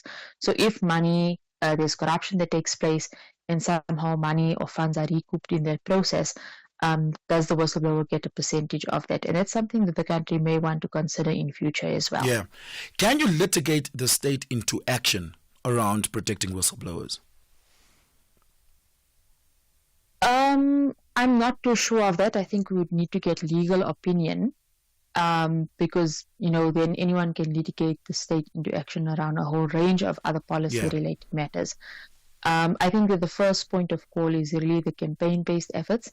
And if that fails, perhaps organizations may want to take legal advice on doing that. Yeah, we're going to have to leave it there. Thank you so much for your time this morning. Zakira Vardy, who is with Defend Our Democracy. I'm taking your reactions to that. 086 000 2032 is that number to call. 0614 104 107 is our WhatsApp line, and tweet me at Oliver_speaking on Twitter, Oliver Dixon on Facebook. On the other side of this, we're going to be in conversation very, very shortly, by the way, around the New Development Bank and the role they play in global trade and Africa's development. We'll be speaking to Ernie Lai King on that. It's 7:30. Let's take your latest headlines. Thank you, Oliver. News headlines at 7:30 on SAfm. I am Ondalambana, and a very good morning. President Cyril Ramaphosa is today expected to deliver the keynote address at the signing of a cooperation agreement between the police and the Western Cape government in Cape Town. A Limpopo pig farmer and his 2 employees accused of the gruesome murders of 2 women are expected to be back in the Mankweng Magistrate Court today. The 3 allegedly disposed the decomposed remains of the women in a pigsty on a farm in Bulugwane. And the World Health Organization says the Israeli military and Hamas have agreed to several 3-day pauses in fighting in Gaza. A full update follows at the top of the hour. SAfm, guiding you through the rush hour traffic. Quite a widespread power outage across the Pretoria region this morning. It seems to be badly affecting in terms of mobility the Pretoria East area. There's a lot of disruption there in the big routes like Garsfontein, Solomon, Mshlangu, Linwood and Atterbury, but also the run from Mamelodi, coming out of Mamelodi through towards the N1 highway. It looks like routes even on the other side of the N1, Storenville Road and Anna Wilson are down. So that sort of Queens Kingswood area, and as you go through Filaria into DNS area across to Gazina. So lots of traffic lights out and some really big delays this morning across large parts of Pretoria. N1 South is heavy now through Midrand. It's a breakdown at Olifantsfontein, which is pushing traffic all the way back to Old Joburg Road. Once you get past that, it opens up beautifully down through Allendale and in towards Sandton via the Mike 1. N3 is a bit sluggish between Bedfordview and Edenvale, and quite heavy on the N1 North coming up into the Diepkloof interchange territory. Queues from the Potchefstroom Highway all the way through Diepkloof and down towards Uncle Charlie's. The N3, no change. The road is closed south of Moy River on your way to Durban. Multiple truck crashes this morning. The road closed between Nottingham Road and Balgowan. Big queue into that closure going south. Northbound, there's some pressure as well at Nottingham Road. If you're on your way particularly to Durban, come off at Moy River. Avoid the closure and the big backlog and take the R103 as your alternative. Cape Town, N7, Jakes Kerville, that's quite heavy from Klipfontein Road, moving up towards Beaufort Circle. The M5 is a little bit slow this morning, but only really from sort of Crombourne Road up towards the N2. Generally a lot easier than you may be experiencing earlier in the week. And Baden-Powell Drive has a crash involving a pedestrian between Jafta Masemola and the N2. Baden-Powell under pressure both ways into that scene. Rob Byrne, SAfm Traffic. This is SAfm Sport with Zai Khan. A very good morning. Let's kick things off with rugby. The Boks are heading into tomorrow's Rugby Championship clash against the All Blacks at Ellis Park with confidence, claiming they're stronger than when they lifted the World Cup last year. Centre Jesse Creel emphasised the team has improved and is ready for a massive test, while the Springbok prop Oxen Chair says he thrives under pressure and nothing symbolises that more than facing the All Blacks haka. For Chair, it's a challenge that ignites his pride in representing South Africa. I think for me it's like a moment where I get to actually think about what my job is on the field, because I mean you have to also respect it. It's like the New Zealand culture, and for you have to think, you know what, your next job and how do you actually get yourself into the best position. What's the next job from here, and being the best you can, because I think that's the moment where you can actually say, you know what, this is actually like, these are people showing pride for their country. And what are you going to do to show pride for your country, like, you understand, and stand up for your country? Soccer now. South Africa's Bafana squad has seen some major changes as coach Hugo Bruges trimmed his team down to 23 players ahead of the upcoming AFCON qualifiers. Big names like Percy Tau, who recently struggled for game time with Al Ahly, and Mamelodi Sundowns' Terence Mashego were among 15 players cut. Injuries also sidelined key figures like Ronwen Williams and Matobi Mbala. With these changes, the spotlight now falls on the final squad as they prepare for crucial clashes against Uganda and South Sudan. Here's Coach Bruges. It's something that I never wanted, that he should not be there. But yeah, okay, this is an injury, and I know what an injury it is. He was operated half of July, so he couldn't be ready today. But okay, that can happen, and we have to look for the solutions. I have full confidence in the three goalkeepers who are there, and we will see who will play next Friday against Uganda and against South Sudan. But yes, it's a loss. Let's go to tennis action. Carlos Alcaraz's 15-match Grand Slam unbeaten run ended at the US Open with a 6-1, 7-5, 6-4 loss to the 74th-ranked Botic van der Zandschulp, and that was second-round action last night.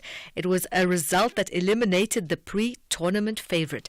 The number 5 seed and the 2021 US Open champion Daniil Medvedev cruising into the third round. 6-3, 6-2, 7-6 was his win against Hungary's Fabian Marasan, and Medvedev will face Italy's Flavio Cobolli in the third round. In the meantime, in the women's draw, Caroline Wozniacki overcame an injury late in the second set to defeat Renata Zarazua 6-3, 6-3, and the two-time champion Naomi Osaka knocked out of the second round by Karolina Mukova 6-3, 7-6. And finally, Paralympic news. The para-archer Sean Anderson in his third Paralympics opened Team South Africa's campaign in Paris, qualifying for the final by delivering the best international performance of his career.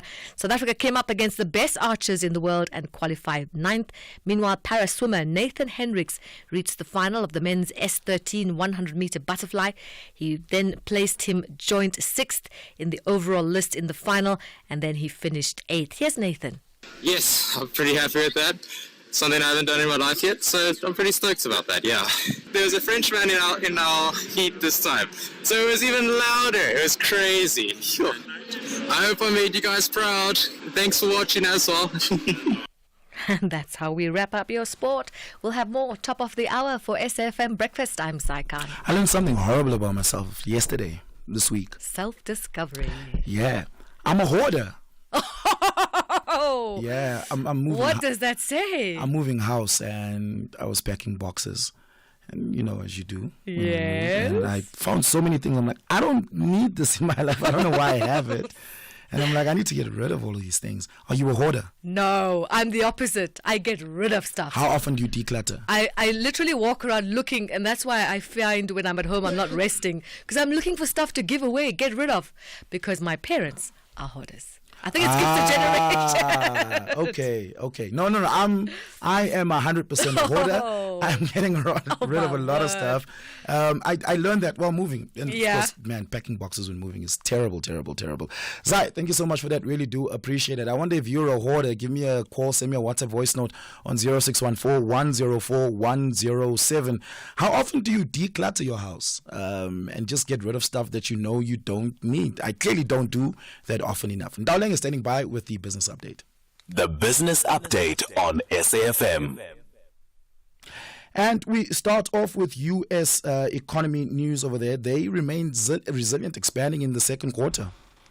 That's right, Oliver. So the U.S.'s Commerce Department has issued a second estimate for GDP growth, revising growth up 3% for the second quarter. This is from a preliminary estimate of an expansion of 2.8%. Now, this has been fueled by strong consumer spending and business investment. Consumer spending, which accounts for about 70% of U.S. economic activity, increased by 2.9% annually in the last quarter, up from the initial 2.3% estimate, and business investment expanded by 7.5%, driven by a near 11% jump in investment in equipment, further indicating a positive trend in economic growth. Now, this report shows a significant improvement from the 1.4% growth rate recorded in the first quarter, and it reflects an economy that remains resilient despite the pressure of continued high interest rates, further diminishing those recession fears that hit markets at the beginning of the month. Although the latest estimate is positive, many economists remain concerned about the U.S.'s labor market, with unemployment rising for a fourth straight month and a slowdown in job openings and hiring. However, this weakness will likely lead to interest rate cuts, which would then provide relief to the economy. Yeah, and producer inflation in South Africa is slowing down in July. That's somewhat good news. It is. Prices at the factory gate have continued to ease. In July, annual producer prices slowed to 4.2% from 4.6% in June. And on a month-on-month basis, prices fell 0.2%. At this level, the producer price index is at its lowest point since last year, December. Now, the ease in prices, particularly on a monthly basis, was driven by the coke, petroleum, chemical, rubber, and plastics products category, which saw a price drop of 1.5%. This is the category where fuel price changes are calculated. And last month, we saw fuel prices fall by about R1. This change being reflected in the print. Now, this report coming a week after the CPI print, where prices slowed closer to the Reserve Bank's midpoint, coming in at a three-year low of 4.6% last month from 5.1% in June. Economists are quite upbeat about the PPI, as easing producer prices hint at lower future consumer prices, because slower producer prices usually reduce production costs, which then could translate to lower retail prices and reduced consumer inflation. Yeah, and hopefully we see that sustain over the next couple of months so that we really can get an inflation break in South Africa. Darling, are you a hoarder? I am. I won't even lie, especially when it comes to very sentimental stuff. I'll just keep them and I won't throw it away. Like, I have my grade 1 report card. Well, that's something different, right? You could possibly like frame that and hang it up. But like clothes and stuff, do you hoard clothes? Do you declutter often? I do. But you know what I do? I have a rule when I buy something new. I kind of look for something I have to give away, or, just give away basically. Yeah. I need to do that a lot more often. Darling, let's take a look at those market indicators. So starting in Asia, it's green screens on that front, with Asian tech stocks recovering from the Nvidia-induced losses, while month-end bargain buying saw Chinese shares rebound from 6-month lows. With that, Hong Kong's Hang Seng leading gains up 2%, followed by a 1.3% rise in the Shanghai index. Moving over to the U.S., futures edging higher, recovering from yesterday's close. Traders in the U.S. digesting that GDP print and jobless claims numbers. This while awaiting inflation numbers out today.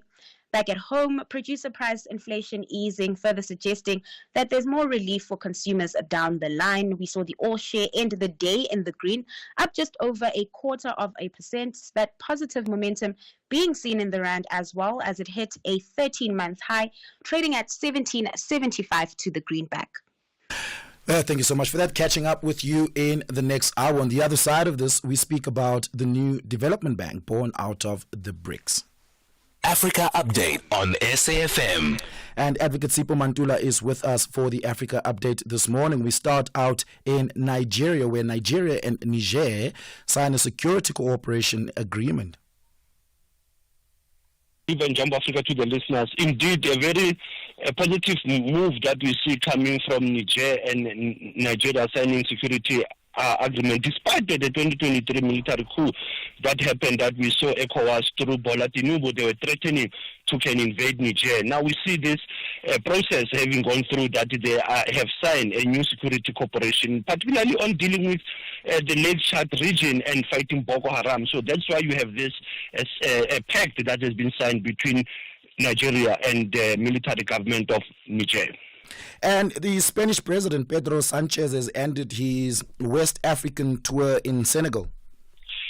He met with Diomaye Faye, the newly elected president of Senegal, engaging on issues of the migration. Oliver, you'll understand that the issues of irregular migrants that have been moving to Spain has to be dealt with in this meeting. But also they look at capacity building for the Senegalese who want to move to Spain. So this meeting was very important because Sanchez started in Mauritania and went to Senegal also to engage on the bilateral. He also visited the Gambia also. So you can see that the Spanish leader was on a move within West Africa as well as the Sahel region, just to reach the Spanish interest in that in those borders. Yeah, the collective debt of Africa to China is sitting at 4.6 billion just last year alone. That's an increase, it seems. You know, the China-Africa relation, very important, that we call it Z diplomacy, or others they call it China Global Health Diplomacy and Loans and Borrowing. And the forum on China-Africa is coming soon again. So you'll understand, Oliver, out of 13 loan deals last year alone, 8 countries benefited, and also 2 African multilateral lenders. So if you look at China, China has been working closely with the government of Abuja, Nigeria, as well as Egypt Central Bank on these areas. And as you know, China is also leading in terms of the shared futures, that they are coming with the foreign policy or the diplomatic thinking around the shared future. So loaning for them, it is not conditional like the US, the US aid. You look at France, you look at Britain. Whenever they borrow money to Africa, there are always conditions around it. But Chinese are very flexible, Oliver. It's not that they are borrowing you and they will sentence you for life. There's always a means for you to be self-reliant and develop. Hence, you find this shared future foreign policy of China is gaining traction towards the UN General Assembly next month. And if you're having lunch at Nairobi's latest restaurant, you might be served by robots. Yeah, but that's worrying even the workers there to say this issue, Oliver, is that when you have 10 workers, you have 3 robots called Nadia and Claria. Now the restaurant in Kenya are saying that these robots, what they do, Oliver, is that you will command them through the iPad, you know, call for your order, and then this has been this is a new robotic waiters that it's not new. China, Japan, US have them, but in East Africa it has become something new that it also tried to deal with when you have influx of customers in your restaurant, but others are saying, but you are taking our jobs away by having the robots. But the government and some of the restaurants are saying it's purely for entertainment. Yeah, no, look, that's way too impersonal for me. I'd like to engage the waiter and ask for some recommendations around the meals that they have in the establishment, especially if I'm not too familiar with it.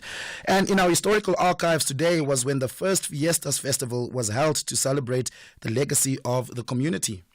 You know, Oliver, just where you are at the back of SABC, that's the Fitas. It's called the Fitas Township. That's where Africans used to stay. It used to be called Pageview, Foxback, but it is Fitas. It was where Africans were there between 1956 and 1977. The people of Fitas were moved to Orlando East. And it was, I can say to you, it was a tapestry. It was a rainbowism, the original one, where you had Africans, you had Indians, you had the Malay, you have Chinese, Hindus, Christian, Muslim. They were there in Fitas when you have to think about Pageview. And that's where you have District 6, Sophia Town, ghettos like Lenasia, Elrado Park. You see the apartheid system with the Group Areas Act. Yeah. This is what they have created. But just at the back of SABC, there was history that was made 22 years ago, and that community reminisced about their heritage and their history. And that's how I link it as we are closing the Women's Month, Oliver. Come Monday, we'll be talking about the Heritage Month. Asante Sana, as we are still leading the conversation. SAfm observing the Women's Month. Advocate Mandula, thank you so much for that. Let's take some of your reactions. Catch me, Bonang Mateba, on a fresh reality series that showcases the business behind being a business. Get to experience an intimate look at my life with family, personal growth, and my mission to uplift young women. Jet with me as we prepare to crown a lucky chaser. Be grounded, be entertained, and be dazzled. Monday, 6 p.m. on S3, it's a date with you and B. Catch Bedazzled by Bonang on S3 every Monday at 6 p.m. The National Lottery keeps creating winners with over 29 billion rand in total payouts since Ituba became the official operator of the National Lottery in 2015.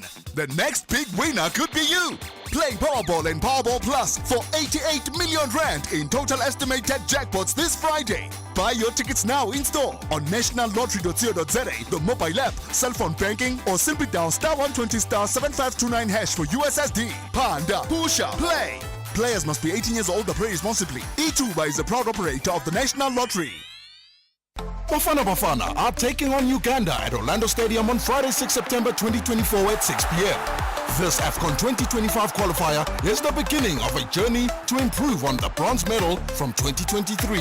Gates open at 3 p.m. and tickets are available at Ticket Pro. 60 Rand for adults, 30 Rand for children under 12, scholars in uniform and students with student cards. A family ticket at 140 Rand allows 2 adults and 2 children. Come dressed in support of Bafana to win prizes. If you are not at the stadium, catch the game on SABC3 at 6 p.m. Also available on SABC Plus and SABCSport.com. For more details, visit safa.net and Bafana on X and TikTok.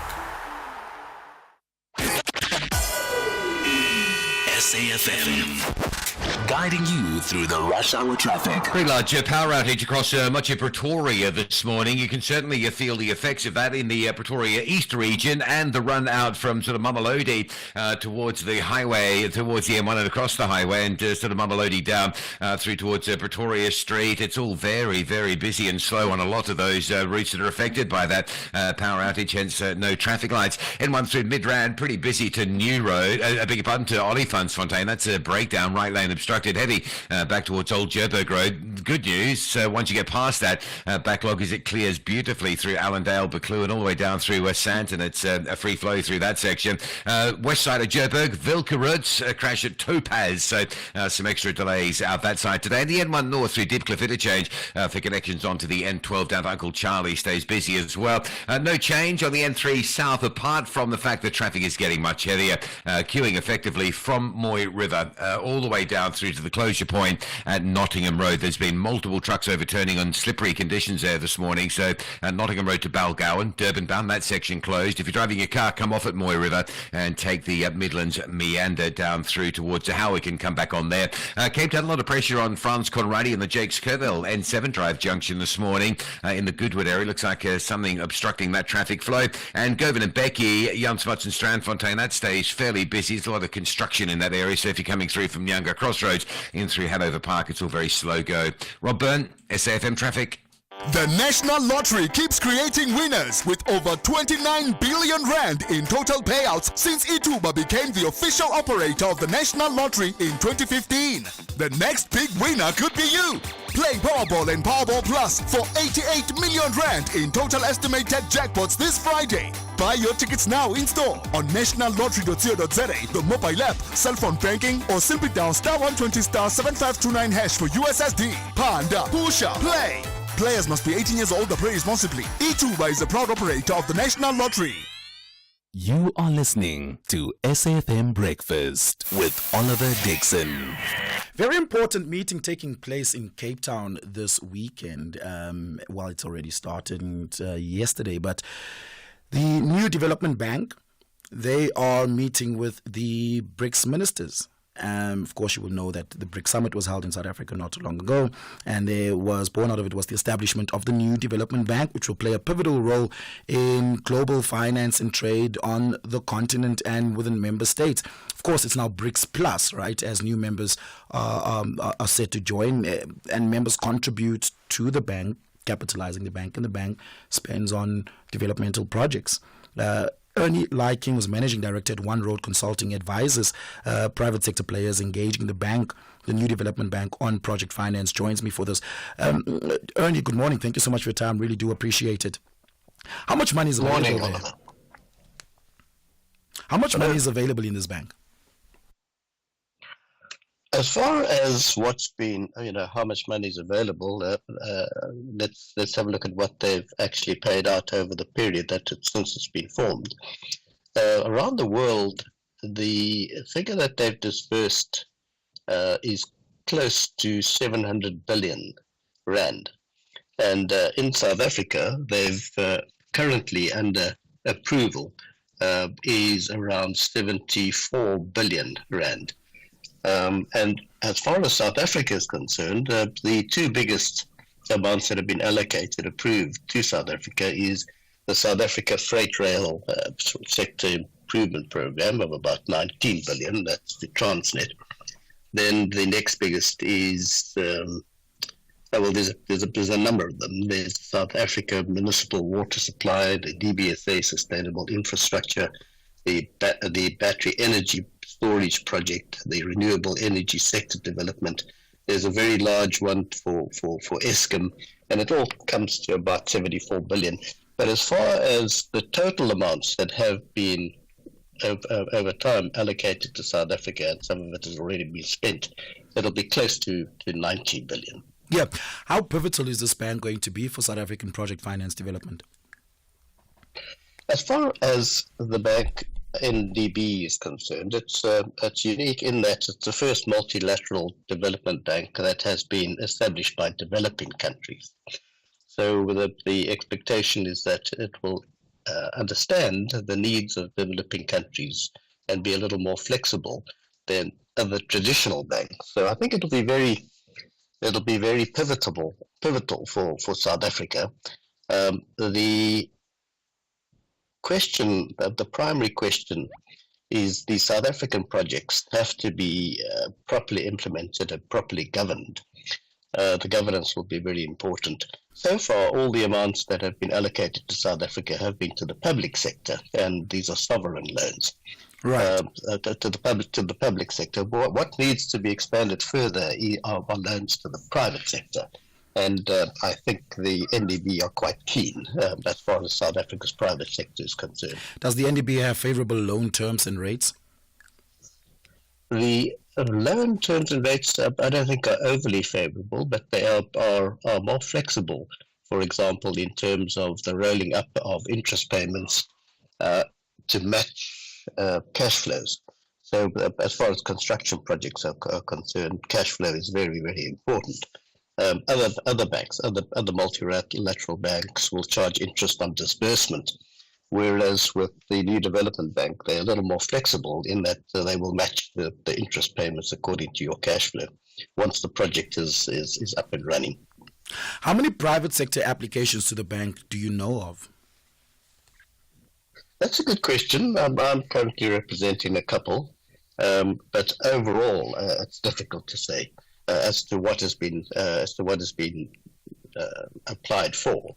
But as far as what has been approved, there's been nothing so far on private sector. Do you foresee approvals for private sector projects soon? Well, soon is always relative when it comes to development bank funding. But yes, they are. Yeah. They're certainly in the pipeline. Yeah. Ernie, thank you so much for your time this morning. I really do appreciate it. Ernie Liking, Managing Director at One Road, advises private sector players engaging with the New Development Bank looking for some development project finance. Let's take a listen at some of your reactions. Call us on 086 000 2032. I got this tweet on Twitter, and I think it's fascinating and quite hilarious. Silamachu says to me on Twitter, I'm a big hoarder, still have boxes of books from my undergraduate, have them for years now. I thought I would use them for reference, but nothing, need to give them away. I have not a single one of my first undergraduate books at all. I studied chemistry. I can't find a single one of those books. I do have all my law undergraduate books, and I keep those. Of course, I'll never get rid of those. In fact, I make reference to my Law of Persons textbook every once in a while, so I keep those around. In fact, half my boxes that I pegged yesterday were just books. Morning. Well, I also am a hoarder, and I think personally it comes from me being a historian and a storyteller. So often I attach meaning to a lot of things, a lot of objects, some of which no longer have practical use, but due to my attachment of meaning and symbolism thereof to me, then I just hoard. The only time I get rid of stuff really is when I do spring cleaning and I decide to get rid of just a bit. But yeah. Let's go to the lines. Mzwandile in Eastern Cape. Mzwandile, good morning. You want to comment on the dam story that we just spoke to? Yeah, thanks, Oliver. Actually, firstly, thanks for the interview with the DDG. I know him, very pleasant person to work with. The issue there is actually much bigger than the discussion, and it revolves around the water theft in South Africa. And that water theft is leading to South Africa not being able to transform water ownership in the form of bringing in a lot more black farmers within the irrigation sector. A couple of years ago, if you remember, the Port Elizabeth or Nelson Mandela Metro had issues of droughts. And what we ended up doing, we surveilled the entirety of the area around Port Elizabeth or Nelson Mandela. And what we discovered is actually that there were a lot of white commercial farmers who had built on-farm storage dams, meaning when it rains, the rain must first fill up those dams before the water finds themselves into the rivers and end up at the dams around Nelson Mandela. Now, what I'm saying is the department at this point does not have surveillance capabilities in the form of drones, which is what we had to use at the time to actually uncover that. And so if the DDG is saying that they have now created an allowance for people to register their dams, what happens if they do not? It then would mean that we've got a large volumes of water that actually should be used for transformation purposes, which cannot. So I'm saying it's part of a much bigger issue rather than just an unlicensed dam or dams that have been licensed. Thanks. Mzwandile, thank you so much for that. Really do appreciate you giving us some of that clarity and context. I want to play you this WhatsApp voice note before we go to the news. Good morning, Oliver. My name is Elfas Ngoboye in KwaZulu-Natal. I've got two questions for the Deputy President of the Republic of South Africa. What is the government doing to root out the criminal elements within the South African Police Service? And secondly, what is the police to population ratio in this country? Anyway, enjoy your day, my man.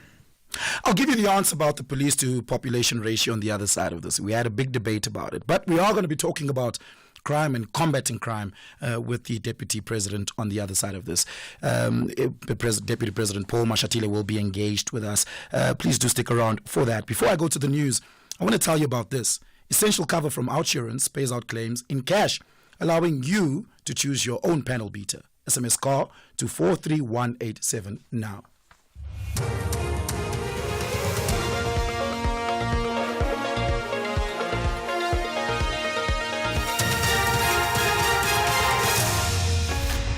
Thank you, Oliver. Top stories at 8. Ramaphosa to sign an agreement in the fight against crime in the Western Cape, and pig farmer to appear in court for alleged murders.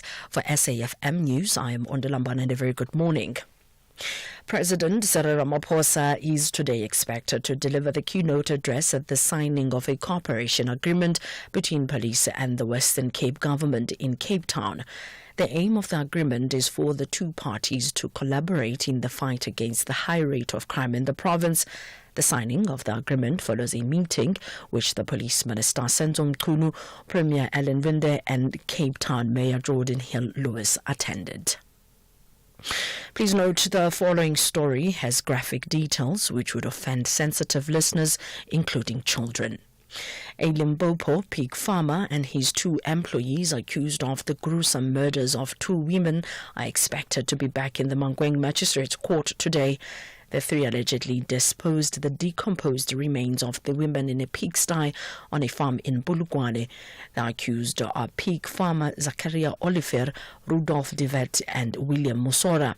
They face 2 counts of premeditated murder, 1 of attempted murder and 1 of possession of an unlicensed firearm and ammunition. Musora is facing an additional charge of contravening the Immigration Act. The National Prosecuting Authority spokesperson Mashudu Malabi Zangi. The Limpopo farmer Zakaria Johannes Oliver and his 2 employees, Andren Rudolph Devet and William Musora, will appear in Mankweng Magistrate Court for allegedly killing and feeding 2 women to pigs. The victim who was with them managed to survive. They are expected to proceed with their bail application. The man accused of killing the University of Limpopo, Professor Mohammed Tayob, is expected to be back in the High Court in Polokwane on Monday. Yesterday, an eyewitness, Gabo Mpila, told the court that Tayob was gunned down while jogging in Nirvana suburb. The accused, Charles Maboko, is being tried for the separate murders of Tayob, Vembe teacher Mwefe Libimbi, and a builder, Lucas Malaji. The Limpopo Police Commissioner Tembi Hadebe has warned residents against trying to shut down the Baobab Toll Plaza on the N1 near Musina. Information about a shutdown today is circulating on social media. Residents of Iniani mobilized recently to protest against rising crime, including theft of vehicles, hijackings and smuggling of vehicles to neighboring Zimbabwe through the Beitbridge border post. The police spokesperson, Lulani Mashaba, says they do not condone lawlessness. According to the poster doing the rounds on various social media platforms, a group of community members from Nian village in Masisi policing area under Vembe district has mobilized to protest against high incident of theft of vehicles, hijacking and smuggling of vehicles into neighboring countries through the Beitbridge port of entry. The Provincial Commissioner has reiterated that no amount of lawlessness will be allowed in Vembe district and in particular Musina policing area. The World Health Organization says the Israeli military and Hamas have agreed to several 3-day pauses in fighting in Gaza. The aim is to enable more than 600,000 children to be vaccinated against polio. The vaccination campaign is due to start on Sunday in central Gaza. Dr. Margaret Harris is a WHO spokesperson. It's the best workable solution we can come up with at this point because we really, really need to vaccinate those kids. We've already got 1 little boy paralyzed, and when you've got 1 case of paralysis, you know the virus is spreading like wildfire through hundreds of others. So it's really urgent that we get this happening. Recapping the top story, President Cyril Ramaphosa is today expected to deliver the keynote address at the signing of a cooperation agreement between police and the Western Cape government in Cape Town. I am Ondelambana for SAfm News, headlines at 8:30. And that's the news for this hour. theft, accident, and 1 million rand liability cover, all covered by OUTsurance Essential. Get a quote today. SMS car to 43187 now. Your car may be old, but driving without insurance is a risky business every time you're on the road. Don't take the gamble. OUTsurance Essential is affordable insurance for older cars, giving you up to 1 million rand liability cover and loads more. Plus, claims are paid out in cash, so you can use your own panel beater. OUTsurance Essential is priced for cars older than 5 years, valued under 125,000 rand and not financed. SMS car to 43187 or call 08600 60,000 today. Licensed insurer and FSP. T's and C's online. Standard rates apply. SAfm. Guiding you through the rush hour traffic. Stays heavy on the run through Midrand this morning, just on the section between the old Joburg Road and Olifantsfontein. It's a broken down vehicle at Olifantsfontein. It's really quite heavy on that section. Once you get past it, it opens up very nicely. No more delays on your way to Sandton, a free flow. Pietermaritzburg, Durban bound, if you like, if you're heading to PNB or heading to Durban. The N3 remains closed effectively between Nottingham Road and Balgowan due to multiple truck crashes. The recovery that's still underway. The road closed. Nothing happening there apart from the fact that the traffic is just getting heavier and heavier. It's almost back to the Moy River. So a reminder, if you're driving south, come off at Moy River, take the R103, come back on at Howick and just bypass the closure and the enormous backlog. In Cape Town, some extra delays on the N7 Jakes Kirkdale Drive this morning. There's no traffic lights at France Conradi Drive. That's a big junction in Goodwood. And then just ahead of that, if you're going north on the N7, there's a pedestrian that's been knocked down before the N1. So busy all over that part of Goodwood. Rob Byrne, SAfm. A very good morning to you. In your SAfm sports headlines, it's rugby with the All Blacks coach, Scott Robinson. He's reacting to Ibn Etzebeth's surprise inclusion to the Springbok clash, and that's the Ellis Park clash tomorrow. We also bring you Bafana coach. Well, he speaks about the omission of the players, that he's trimmed the team down to 23 ahead of the upcoming AFCON qualifiers. Details around 8:30. Getting ahead of the morning with hashtag SAfm Breakfast. It is 8 minutes after 8 o'clock. Welcome to SAfm Breakfast. My name is Oliver Dixon. Thank you so much for being with me this morning. I'm now in conversation with Deputy President Paul Mashatile. Lots to talk about. Deputy President, good morning. Can I just ask that you unmute yourself there? Good morning, Oliver. How are you? I'm fantastic. How are you? You've had a busy couple of weeks. Yeah, it's very busy. Very busy. We are in Cape Town, and as you know, the president was answering questions yesterday, and we had cabinet committees. Yeah, so it's a very busy period.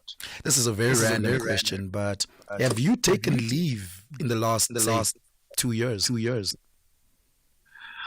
Well, a week ago, I had the opportunity to have just a few days. And, well, you know, because we are so busy, you can't take leave for a long time, not even a week. But, yeah, it's enough. Back at work, and we have to make sure we get things done. Yeah, let's jump straight into some of the meat of the conversation. Lots to talk about. We definitely won't get through all of it. But top of everybody's mind right now is the Government of National Unity. Last year, you had convened a forum for political parties talking about coalition stability. Following that, and given the political dispensation we find ourselves in now, my question is this GNU working? Well, the GNU is working. You're quite right. You know, when we convened that dialogue, we looked at two things. Firstly, you will recall that at the time in local government, we were already working in coalitions, and some of them were unstable. So we then said, look, maybe let's come up with principles of how a government in a coalition should work properly. But secondly, let's prepare for the future as well. In an eventuality that nobody get an outright majority, it means we will have to go that route. So it was a very important step we took when we convened that dialogue. As you know, Many of the parties in the GNU were present there at the time. So when we eventually came to this realization that there's no party that got a clear majority to govern, the president then said, well, let's go the route of a government of national unity. And then to make it work, we decided we shouldn't go all over the show. Let's look at some principles that should govern it. So we came with a statement of intent, but then we said, what are the priorities? The first one was, let's look at the economy. We have to ensure an inclusive economic growth that creates jobs. Secondly, our people are faced with high cost of living. Let's look at that matter. And lastly, we need a capable state that will be able to drive this initiative. If you don't have a capable, ethical, developmental state, you will not be able to achieve inclusive growth. So those three became the pillars of this GNU. Yeah. And I must say, Oliver, that it started very well. We've had the Lekgotla, where we all agree on the minimum program. We've already had 2 cabinet meetings, cabinet committees. So yes, in short, the GNU is a government at work. Maybe to ask this as well, it might be a very superfluous question, but carries a little bit of importance down the line. You recently, just yesterday, met with Minister John Steenhuisen, and we'll circle back to that. And I think last week you had met with Minister McKenzie, and they belong to political parties you don't belong to. Do you get a different sense of how those meetings go versus when you have meetings with colleagues and ministers who are in the ANC? I'm asking that to establish whether or not you often find yourself having to remind them what the minimum program is, what the objectives are, and what the president's and the presidency's vision for the country is, and that it's not their political party's vision, policy, and plan to be imposed on the ministerial function that they have. In fact, not at all. Amazingly, we are all aligned. As you said, my first meeting was with Minister McKenzie. Very good meeting we had in Pretoria, looking at some of the issues he's dealing with. And in fact, he then, amongst others, said, look, there are things that we want you to do. For instance, they are thinking of having another social cohesion in Daba, which they want the presidency to participate in, and a number of other issues. I mean, interestingly, with arts, particularly arts and culture, which is part of Minister Mackenzie's work, is the work that I've done before as the Minister of Arts and Culture. So we had a very good meeting in that regard. Yesterday, I met with Minister Steenhuisen, as you know, he's focusing on agriculture. One of the tasks that the president has given me is to ensure that we accelerate land reform and support agriculture. So you know now this task is now in 2 ministries. There's Minister Noncho, who's responsible for rural development, Minister Steenhuisen for agriculture. So I wanted to meet both of them at the same time, but Minister Noncho was not there. But we had a good meeting with Minister Steenhuisen. One of the things we agreed on is let's accelerate the support of small emerging farmers, most of whom are black, because there are barriers to entry in that sector, particularly because of finances that you need to be a successful farmer. So we're looking at all those issues, and we agreed that we're going to have a number of engagements. We'll visit areas together and be able to support these farmers to be able to produce food for the country. You know, South Africa has lots of arable land, and therefore farming becomes so critical. So I'm going to meet a number of ministers, but so far so good with the two that I've started with. I spent the last couple of days studying your end-of-year report for the 6th administration. It was quite a busy administration, it seems, very specifically on economic development. A number of reforms have been promised. Some work has begun on that around for specifically ESCOM, and you participated in the political forum on ESCOM. Transnet has its own issues, and these institutions and their institutional failure have been real impediments to our economic growth over the last couple of years. In fact, over the last 2 decades, you can track the performance of those institutions along with our economic performance, and you can see the correlating effect that it has. I want to ask you today, as you think about the 7th administration and as you continue doing work in those institutions, what is the investment case for South Africa? Well, let me say, Oliver, firstly, that institutions like ESCOM, Transnet are very critical in driving growth in the country. Maybe let's start with the good news. The good news is that, with the days of load sheddings are behind us for a while now. It's good news. So it means ESCOM is working better. And in fact, I think we must commend the team there. Minister of Electricity, CEO Dan Marakani, I think they are doing a good job. And we have to not to be too excited yet, but I think we are on the correct path. My sense is that load shedding is going to become something of the past as we get all these power stations working properly. A lot of work is now being done with the renewable energy as well. We are attracting more investments. I will be visiting the UK later next month, where we're going to be meeting a lot of investors. Just recently, when I was in France, the ambassador said to me, the number of investors that want to come to South Africa has more than doubled. Everybody wants to come here. So we need to get Transnet right, because we export a lot of goods to other countries.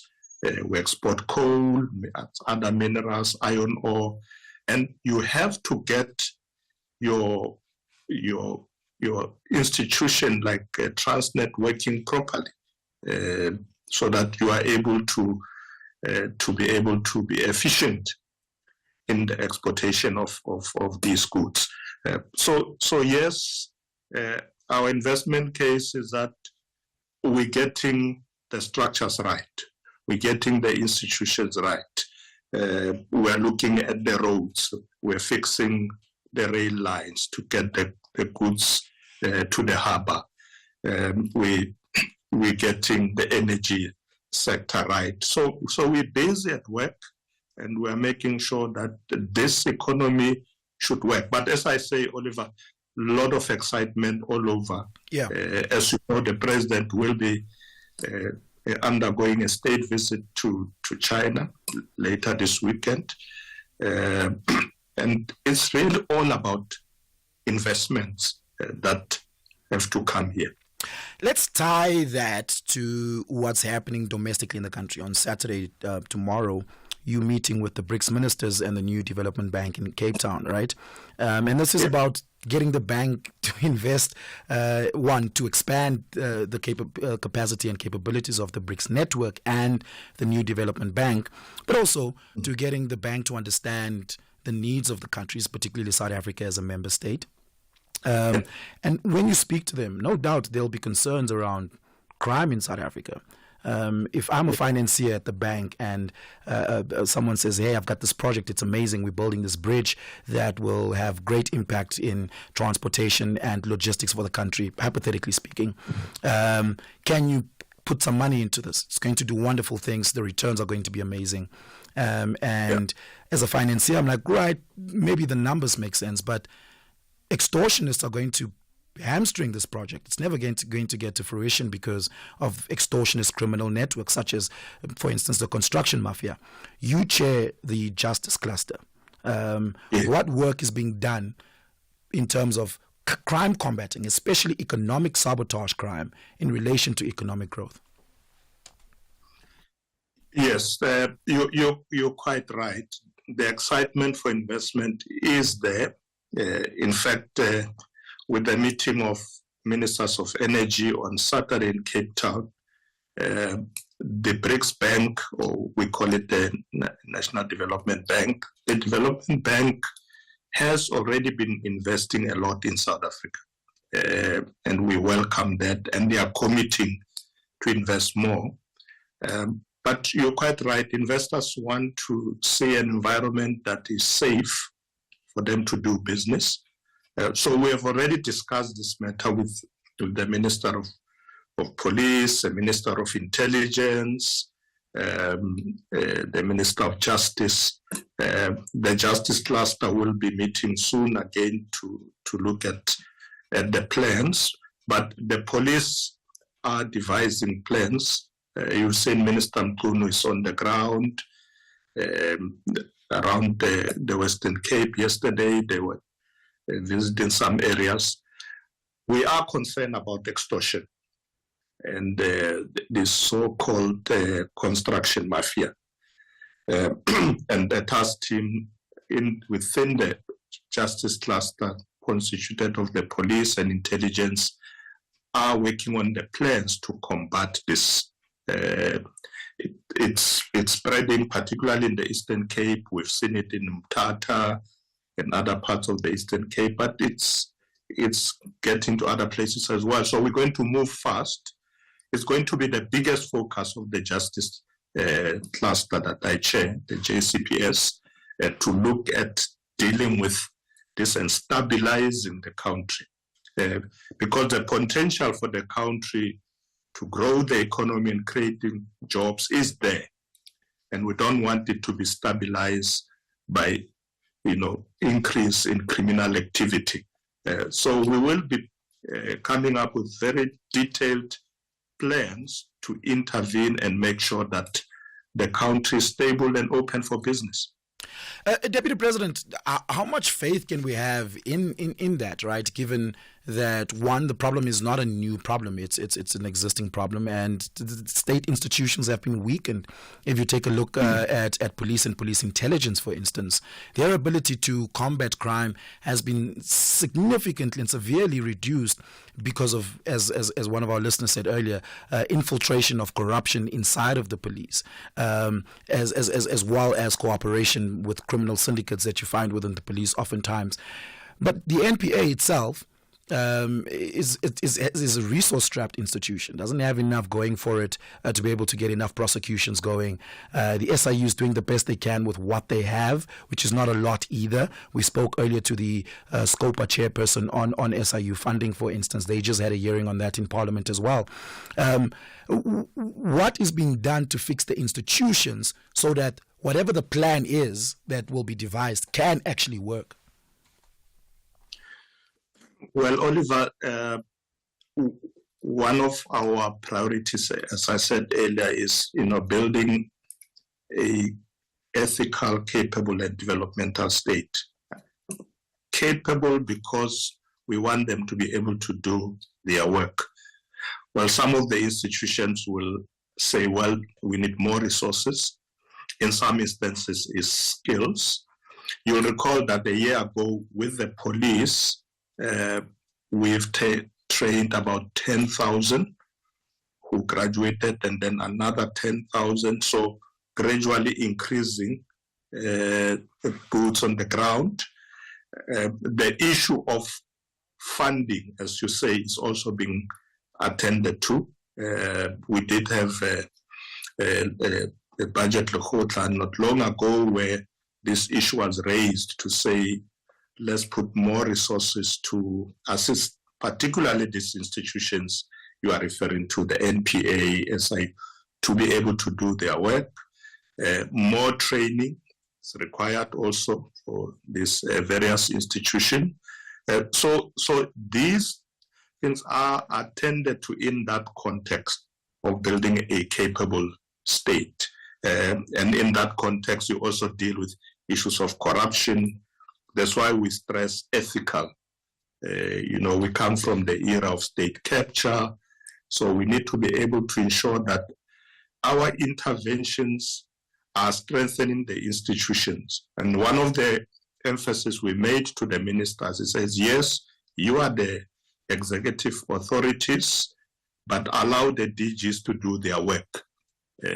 Support them, give guidance, but don't interfere to the extent that those who are employed, the professionals are not able to do their work.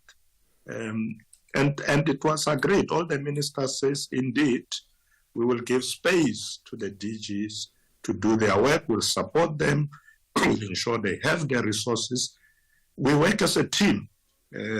So we're pulling together very well. And these institutions, I can assure you, are getting a lot of support. You recall that even with state security, the president brought it to the presidency, because we agreed that the presidency is the center of government. So we drive governance from there. But state security has been brought there, particularly because of its importance, to be able to focus on that, support it. So the minister responsible for state security is actually in the presidency as we speak. We're driving this from there. So I think these are good intervention. You'll see these institutions are going to be working very well. Why now? Why did it take so long? Well, governance is it's a big challenge. You come with priorities, you do a lot of things, and then sometimes there are hiccups. So some of these things are not necessarily very new, but perhaps there's a new way in the way we want to do them, because, you realize as you continue working, you realize where the challenges are, and then you improvise, you come with new plans. What we have emphasized now in the presidency is that we need to focus on implementation. It's very important that there is speed of execution, getting the discipline of getting things done.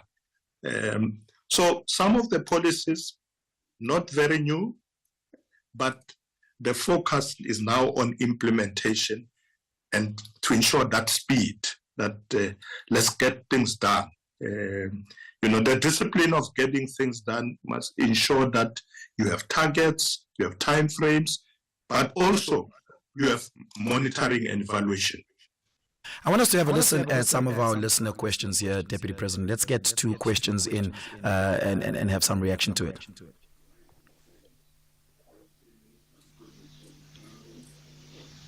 Good morning, your team there.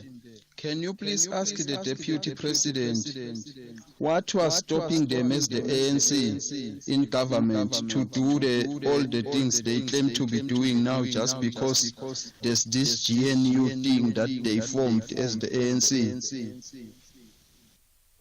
Deputy President, did you get that? Yes. When you have visitors in the house, you tend to behave differently. You bring out your best cutlery, your best crockery. You lay out fresh new cloths on the table. You dust off the chandeliers because they are guests. You want to behave well. Is that what's happening? Not necessarily. In fact, a lot of the plans, the question, the guy was asking the question is correct. A lot of these issues are not necessarily new, but one of the things we said to ourselves, I think it's important that we should, ensure some speed in the way we are executing. Yeah. Let's ensure efficiencies and so on. So yes, we are now in the GNU, and I think it's good that the GNU has started well. Yeah. There's no bickering and saying, no, this is our policy. Let's focus on our policy and not your policy. In fact, the good thing that we did, immediately the GNU was formed, the president asked the DG to bring all departments, all the DGs, and say, look at the manifestos of all parties, pull critical issues from all of them, and create this minimum program that all of us can focus on. So I'm actually happy that the GNU is doing well, and we as the ANC, at the center of driving this. All the ministers report the president, and he's giving the leadership. Let's just take one more question. Sia, you want to ask on businesses? Go for it. Hi, how's it, man? Look, I actually want to it's just something simple, honestly. So my background is accounting, and I help support small businesses. And the main problem that we see with businesses is cash. And the reality is that most of these small businesses do work with government. I want to just ask the Vice President, honestly, is there a way, and I've raised it with National Treasury, it just has not been done, it's never been looked at, the possibility of actually looking at the VAT Act. So some of the tax regimes there, they kill businesses. So if you look at the VAT Act, for example, why can't small businesses pay VAT on the cash basis, only when the customer pays them? Why must they pay on the invoice basis? It's a simple example, and I've said it that, for example, the business does work for government. The government pays the business, 60 days, 90 days later, and the vice president will know that actually happens today as we speak. Yeah. They pay the business 90 days later, but now they're expected to pay VAT immediately. I'm going to have to hold it there. Thank you so much. I think the gist of the question is gotten there. Deputy President, you also have the experience of having been the MEC of Finance at some point in Gauteng, not paying businesses on time at the time as well. Do you want to respond to Sia there? Yes, no, it's a valid concern. In fact, you are quite right. When I was in Gauteng, that was my biggest preoccupation. To the extent that we in Gauteng at the time, we came with a turnaround of 21 days. One of the things that the president has done, which is very good, he appointed a team to attend to what he calls cutting red tape. And amongst others, that team looked at issues like this, payment to small businesses on time, if you have to get the contract with government, things are done on time, etc. So the work that was done by that team is now assisting us to do the necessary reforms through what we call Operation Vulindlela, looking at these things. Because small businesses are very keen driving the economy. I mean, I had an opportunity to look at other countries, and I found that, in fact, most of the successful economies, their growth is driven by small businesses.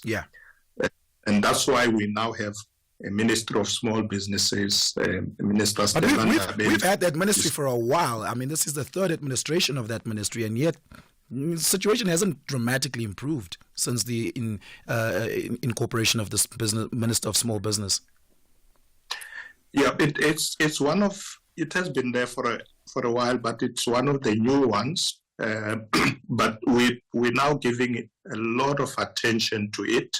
Very recently, I had an opportunity to attend the BBQ Awards, where I met a lot of black businesses, and they raised these issues that please move with speed, attend to our issues, because we are the core of driving your first objective of inclusive growth and creating jobs. And so it has been done and through Operation Vulindlela, because it's driven from the presidency.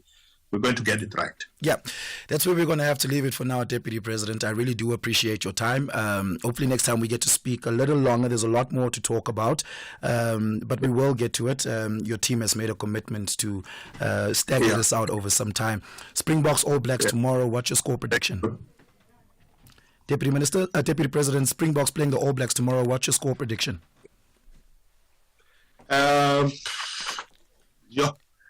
26-12. 26-12 is a respectable score, actually. That's very respectable.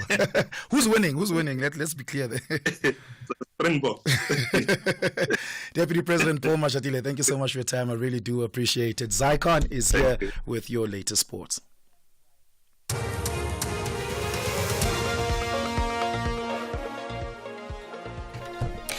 News headlines on SAfm. I am Ondalambana, and a very good morning. 4 suspected extortioners have been killed in a shootout with the police in Milnerton, Cape Town.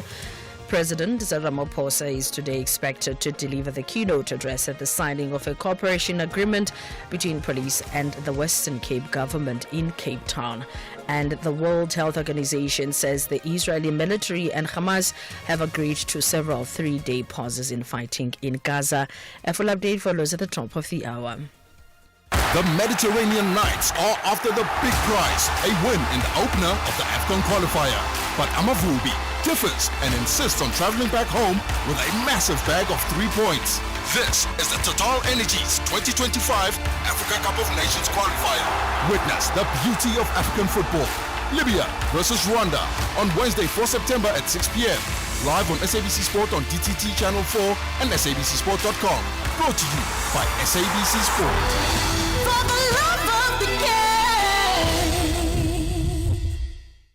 Makoti Down Products is a proudly South African family business, started more than 30 years ago with 12 geese and a piece of material.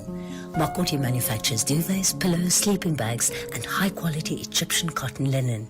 Our down products are suitable for people with dust mite allergies and come with a lifelong guarantee. And we offer a nationwide cleaning service for all your feather and down products. Visit us at makoti.co.za or call us on 041 992 395. For quality down, Makoti Down. Only the final whistle can reveal who are the real football kings of East Africa. Neighbors won't get along during the East African Derby.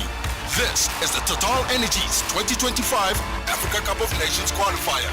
Witness the beauty of African football. Tanzania takes on Ethiopia on Wednesday, 4 September at 6 p.m. Live at your fingertips on SABC Plus and SABCSport.com. Brought to you by SABC Sport.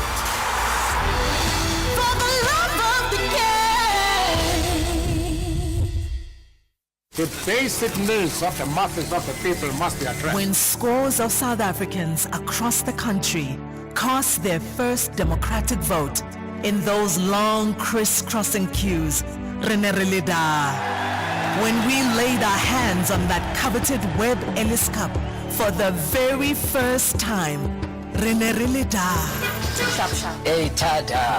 Mzansi's early risers beat daybreak in huddles of 4-4 Maslalisane to dig precious gold and keep our economy alive, through the TV screen, the mobile app, and the unshakable power of radio.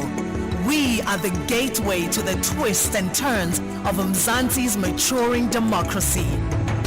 Weave your brand into the fabric of South Africa's colorful story and be there. Contact SABC Sales at sabc.co.za for more.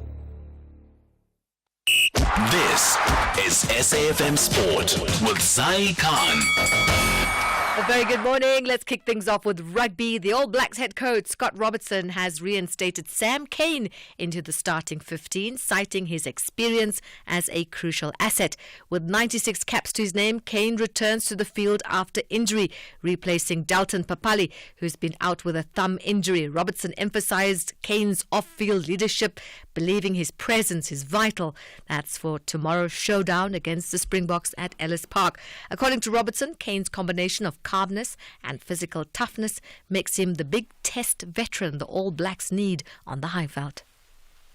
Yes, Sam has been incredible off the field for us. Now it's an opportunity for him to be that test veteran we need in the high veld, all that experience and that calmness, but also really good tough shoulders. It's the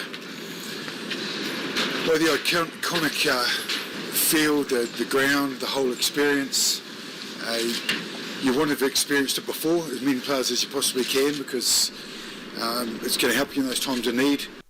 On to soccer, and South Africa's Bafana squad has seen some major changes as coach Hugo Broos trimmed down his team to 23 players ahead of the upcoming AFCON qualifiers. Big names like Percy Tau, who recently struggled for game time with Al Ahly, and Mamelodi Sundowns' Terence Mashego are amongst the 15 players cut. Injuries also sidelined key figures like Ronwen Williams and Matobi Mvala.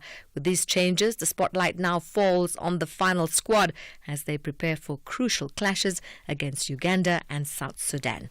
Tennis action, the third seed, Carlos Alcaraz's 15-match Grand Slam unbeaten run ended. The 21-year-old Spaniard lost his second-round match to the unheralded Botic van der Zandschulp of Netherlands. Straight sets at the US Open, 6-1, 7-5, 6-4. Zandschulp will play the Briton Jack Draper in the third round. Meanwhile, the former two-time champion Naomi Osaka tumbling out of the tournament, losing the second-round match to Karolina Mukova. The Czech player won in straight sets 6-3, 7-5 and will take on Anastasia Potapova in the next round. The 2021 champion, Daniel Medvedev, easing into the third round. Comfortable straight sets win over Fabian Maruzan of Hungary, 6-3, 6-2, 7-6. He'll play the Italian Flavio Caboli in the third round. And finally, golf. Scottie Scheffler started the Tour Championship with a two-shot lead based on his dominant season, and then he looked dominant as ever, posting a best round of 6 under 65 to build a 7-shot lead and take a huge step towards that FedEx Cup title. Scheffler had 5 birdies over his last 7 holes on a sweltering afternoon at the East Lake, which is newly renovated, to pull away from Xander Schauffele and everyone else. That's how we pull away sport from SAfm. Guess what I'm doing tomorrow? Oh my word. Guess what I'm doing tomorrow? I can only imagine you'll be dressed in green and gold. Actually not. There's a dress code where I'm going, but I'll be in the stadium. Rub it in while you're at it. I'll be in a suit and tie, but I'll be there. I'll be watching the Springboks play All Blacks at Ellis Park Stadium. Yeah. I just want you to remember that. I hope you get your voice back because the way things are going. I'm not going to shout or anything. I'll just, Lifestyles of the rich and shameless. No. Just, privileged to be invited. I'll just sit there, where it's crowded at the bottom. But nevertheless, have a great weekend. Box for the win. Same to you. Absolutely. Let's take a break. Big ups to all the women of Africa Zonga. Incredible characters in various fields. When you set your mind onto something, your winning mentality is difficult to defeat. On and off the field. Your excellence in the world of sport speaks volumes. You are the great inspiration to the nation. Happy Women's Month, courtesy of SABC Sport. For the love of the game. At Specsavers, we're committed to offering affordable and professional eye care. That's why we're offering 1,500 Rand worth of savings with our winter promotion. Get a free frame up to the value of 1,500 Rand or use the 1,500 Rand on one of our leading lens enhancements. To qualify, simply purchase a comprehensive eye examination and prescription frame and lenses. Book online or call your nearest store today. Specsavers, for affordable eye care and a whole lot more. T's and C's apply. Keeping you informed and ready for the day ahead on #SAfm Breakfast. It is 16 minutes to the top of the hour. The Minister of Transport has given air traffic navigation a deadline to resolve flight instrument crisis causing delays at South African airports. What is the problem? Why is it causing? What is the problem with the flight instruments, and why has it not been resolved just yet? Colin Msibi, who is the spokesperson for the National Transport Department, joins me now. Colin, good morning. Thank you so much for your time. Really appreciate it. What seems to be the problem? Good morning, and thanks for having us. The problem that we face currently is the issue of updating of the instrument procedures, which is basically an obligation and a requirement by the International Aviation Organization, which is ICAO, and of course the Civil Aviation Authority in South Africa. So what has happened, there's been some issues around that. Mainly, we could point to the issue of COVID-19, which disturbed that process because it has to be done in every 5 years. But secondly, there's also an issue of brain drain in the country. So you find a lot of skills migrating into the areas like the Middle East and so forth. So there's a lot of brain drain which has happened. And as a result, organizations like ATNS are left without the skilled people to be able to do that work. Hence, there is that backlog in terms of updating the instrument procedures. Yeah. What assurance have you gotten since the minister has given the deadline? Firstly, I think the issue is that it's not like everything is at a standstill. Yeah. ATNS is doing some work. They've been giving progress. The oversight meeting that the minister had, which is part of her function to do oversight, but also just to hold the ATNS accountable. It was really to get that progress in terms of what is it that is being done, because the problem continues. It's not going to end now until this work is done. So we've been given that feedback in terms of the progress and the work they are doing with Civil Aviation Authority. But secondly, we needed to look at the bigger picture. That's what the minister wants to say. While we understand that there is work being done currently, but what is the bigger picture?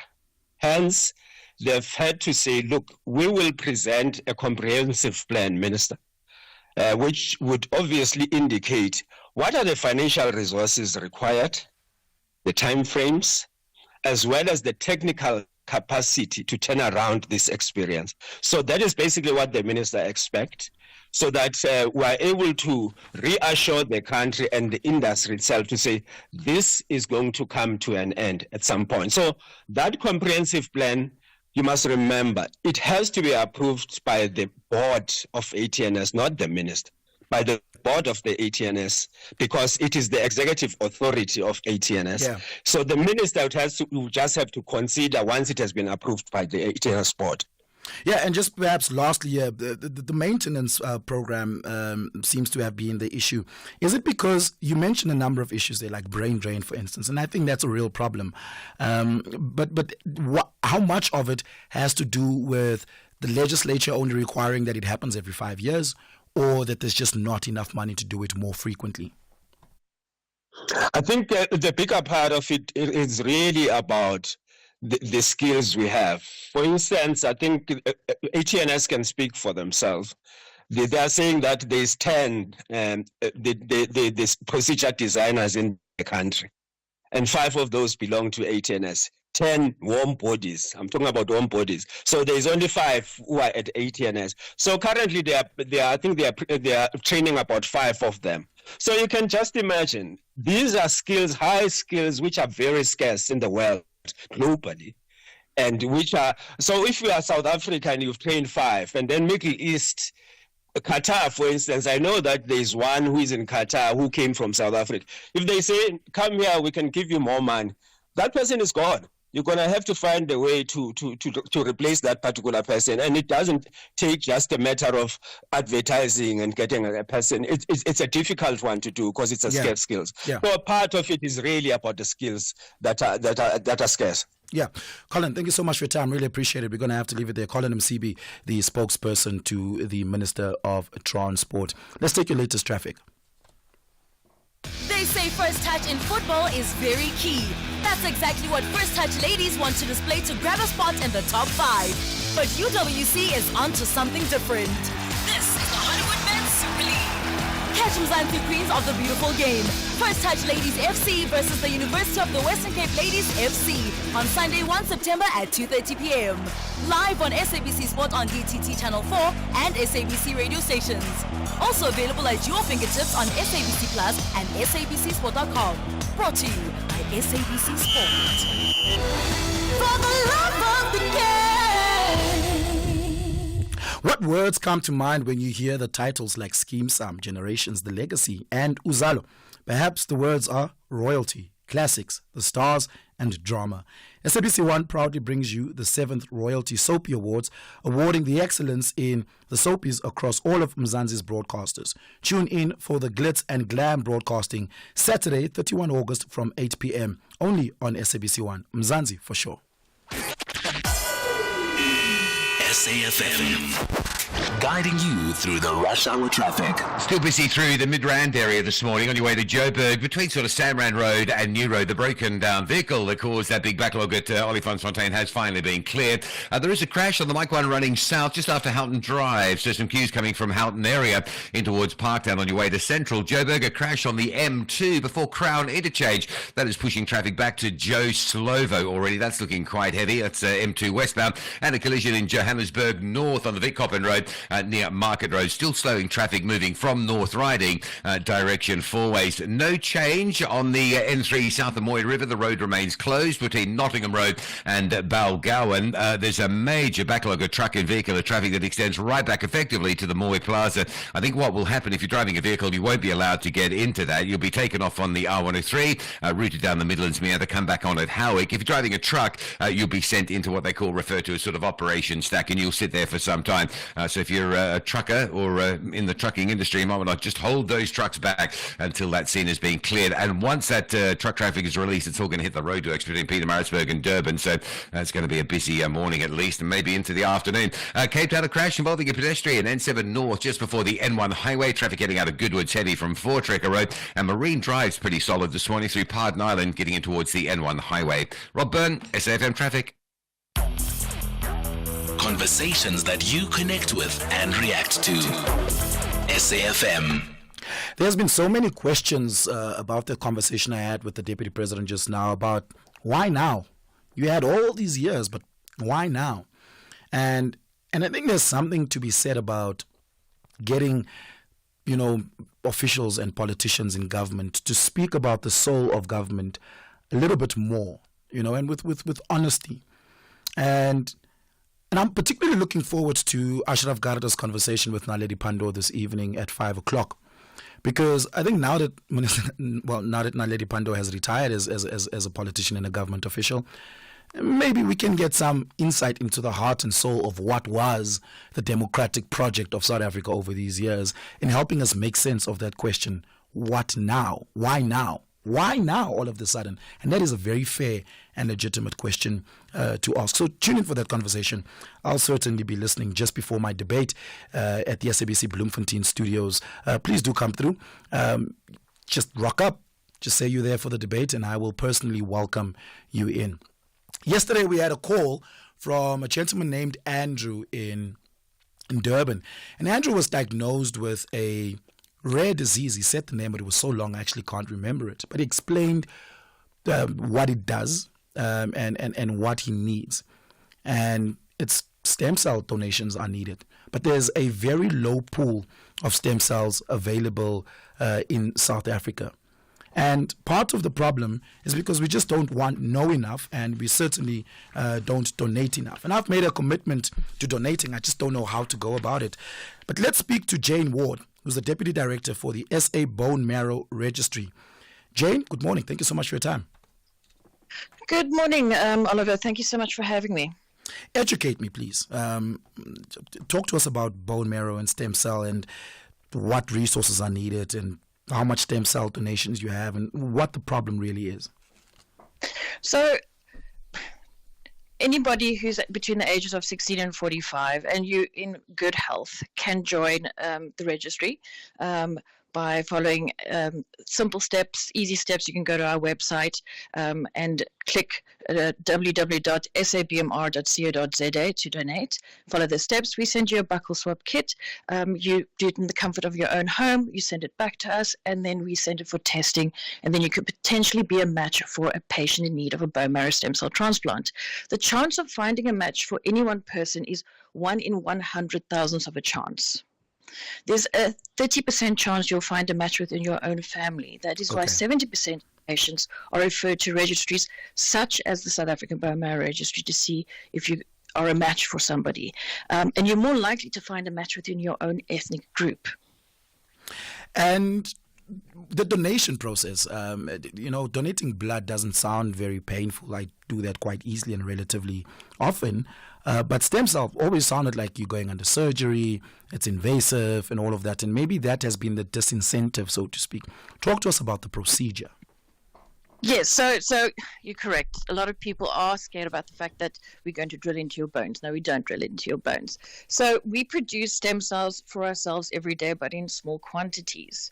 So what we do is 5 days before the donor donates stem cells, we give the donor granulocyte colony stimulating factor. It's a mucogen, as we refer to. This stimulates the bone marrow to produce lots of stem cells for the patient, and then it causes it to go into the bloodstream. Most donors, so everybody has a different pain threshold. My pain threshold isn't your pain threshold, isn't the next person's pain threshold. So some people feel a little bone pain, flu-like symptoms, and then on the first, and then on the fifth day, you go into one of our collection centers, that you get connected to a machine that takes out the stem cells through the apheresis machine, and then brings back all your blood and blood products. How does it take it out? Sorry. So a needle is connected to your arm, and then another needle. So you get an inlet needle and an outlet needle. So 2 needles. 2 needles gets connected to your arm, so it takes the blood from your arm, it goes into a machine that separates all the blood products, your white cells, your red cells, your platelets, etc., and we're only looking for those stem cells. The machine is brilliant. It just knows which stem cells. How deep into my skin do these needles go, Jane? Very similar to a blood donation needle, if you've ever donated blood or if you donated platelets. It is very similar. It's just that the procedure takes a lot longer than a platelet or a blood donation. Long? About 4 to 6 hours once you're connected to the machine, and then you're free to go home afterwards. Most people tell me that they're back to normal, go back to work the next day.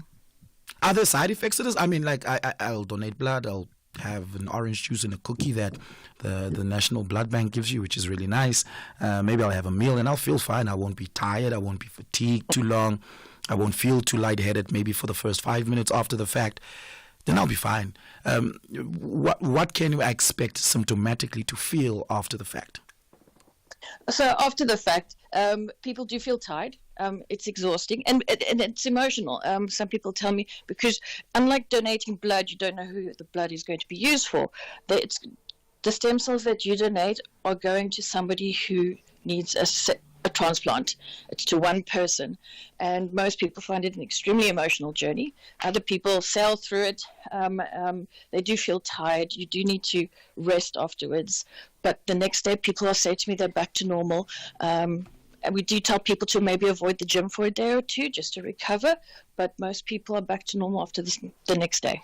Yeah. And just lastly, how regularly can someone donate stem cells? So it's unlike blood donation, I should say, is that you could go every 4 times a year. Because matching for somebody is so unique, there are 5 different points that we match at, and the possibility of matching at those 5 different points is, at one point, there's over 10,000 different combinations. So because of this, we allow people to donate 3 times in their lifetime. Okay, so from a process perspective, I send you my swab, you test it, you see if I'm a match, and should there be a patient that needs stem cells to which I match, you call me, I come. That's correct. Sometimes it takes 1 month after you've joined the registry, and other times it takes 2 years, 3 years. We phoned somebody up who joined 10 years afterwards, who was a match for someone donated. So it's just a matter of ensuring that you update your details if you've moved, or if you change your cell phone number or email address, is to contact us, because then it's just easier for us to get hold of you. Yeah, and how many centers are there across the country? Donation points. So it's in all the major cities. So it's Cape Town, Durban, and Johannesburg. If, for instance, you do live in Bloemfontein or Polokwane or elsewhere in the province, we do bring you down to one of those collection centers. There's no cost to the donor. The SAPMR will cover all those costs. We just want your time. Jane, thank you so much for this. I'm going to go onto the website. I'm going to do the swap thing. I'm going to register. And I hope to be a match to someone someday.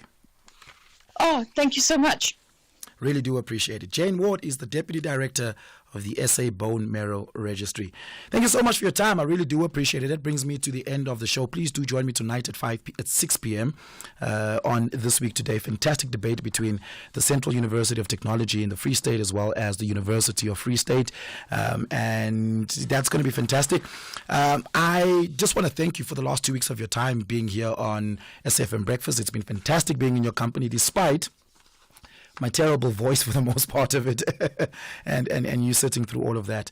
I promise I will take care of my voice a lot better. A lot of listeners sending texts saying they're worried about me and my voice. From Monday onwards, Tula Sizwe Similane will be sitting in this chair. He is a brilliant interlocutor, a brilliant and a budding lawyer who is going to bring you fantastic, insightful, incredibly important conversations. His skill set and experience is vast and varied. And I think as a country, we are in for a treat. And just as I leave you, I want to remind you about this. Essential Cover from Outsurance pays out claims in cash, allowing you to choose your own panel beater. SMS CAR to 43187 now.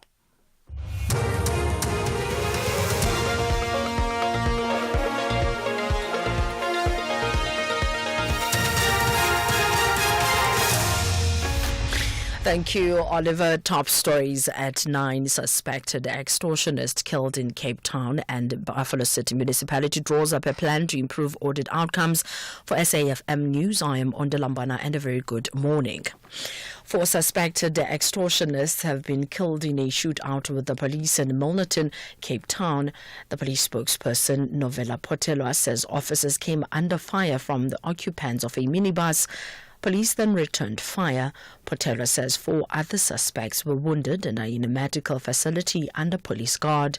She says 4 firearms and rounds of ammunition were seized from the vehicle. A police task team that was following up on information about alleged extortionists in the area. When the occupants of the vehicle spotted the police in pursuit, they started firing shots at them, and the police retaliated. As a consequence, there were 4 fatalities and 4 injuries. Police are still investigating. President Cyril Ramaphosa is today expected to deliver the keynote address at the signing of a cooperation agreement between police and the Western Cape government in Cape Town. The aim of the agreement is for the 2 parties to collaborate in the fight against the high rate of crime in the province. The signing of the agreement follows a meeting which the Police Minister Senzo Mchunu, Premier Ellen Winde and Cape Town Mayor Jordan Hill-Lewis attended. The Forum for Service Delivery says it is committed to exposing corruption in the Free State municipalities. This follows the arrest of 2 former senior officials in Dihlabeng municipality for alleged fraud and corruption. The 2 allegedly made irregular appointments of service providers and misappropriated funds. The Buffalo City Metro in the Eastern Cape says it has devised a plan to improve its audit outcomes. This after the recent Auditor General stated that the Metro had regressed from an unqualified to a qualified audit opinion. Buffalo City is among the 13 municipalities which has received qualified audit outcomes in the province. 4 received unqualified audit opinions, and Metro spokesperson Samkelo Ngwenya. We are very disappointed that we have regressed. We have noted the issues raised by the AG. They're quite valid. Issues of plant hire and equipment, issues of accountability in terms of revenue and water and sanitation, and issues of revenue management. And those are the issues that we are trying to work on to try and improve the situation. We've put in an audit action plan, and we're hoping that we are going to turn the situation around. We are working around the clock. The World Health Organization says the Israeli military and Hamas have agreed to several 3-day pauses in fighting in Gaza. The aim is to enable more than 600,000 children to be vaccinated against polio. The vaccination campaign is due to start on Sunday in central Gaza. Dr. Margaret Harris is a WHO spokesperson. It's the best workable solution we can come up with at this point because we really, really need to vaccinate those kids. We've already got 1 little boy paralyzed, and when you've got 1 case of paralysis, you know the virus is spreading like wildfire through hundreds of others. So it's really urgent that we get this happening. Recapping the top story, 4 suspected extortionists have been killed in a shootout with the police in Milnerton in Cape Town. Police spokesperson Novella Potela says officers came under fire from the occupants of a minibus. I am Ondela Mbana for SAfm News, headlines at 9:30. And that's the news for this hour. Theft, accident and 1 million rand liability cover, all covered by Outsurance Essential. Get a code today, SMS CAR to 43187. You are listening SAfm 104 to 107 nationwide, leading the conversation. Your car may be old, but driving without insurance is a risk every time you're on the road. Don't take the gamble. Outsurance Essential is affordable insurance for older cars, giving you up to 1 million rand liability cover and loads more. Plus, claims are paid in cash, so you can use your own panel beater. Outsurance Essential is priced for cars older than 5 years, valued under 125,000 rand and not financed. SMS CAR to 43187 or call 08600 60,000 today. Licensed insurer and FSP, T's and C's online. Standard rates apply. Every day, our children are exposed to relentless marketing of unhealthy foods where they live, learn and play. This aggressive marketing of unhealthy foods to children can shape their eating habits and food preferences for the rest of their lives. I'm your host, Crystal Audison. Is big food stalking our children? Watch Chew on This on healer.org. The National Lottery keeps creating winners with over 29 billion rand in total payouts since Ituba became the official operator of the National Lottery in 2015. The next big winner could be you. Play Powerball and Powerball Plus for 88 million rand in total estimated jackpots this Friday. Buy your tickets now in store on nationallottery.co.za, the mobile app, cell phone banking, or simply dial *120 *7529# for USSD. Panda, Pusha, play. Players must be 18 years old to play responsibly. Ituba is a proud operator of the National Lottery. The Buccaneers are highly against anything that will prevent them from getting to the final as they chase their 3rd consecutive title. But the citizens are on a mission to spoil that party. This is the second leg of the MTN 8 semi-final. Defending champs Orlando Pirates FC tackle Cape Town City FC on Saturday, 31 August at 2:30 p.m. live on SABC1 and SABC radio stations. Also available at your fingertips on SABC Plus and SABCSport.com. Proudly brought to you by SABC Sport. For the love of the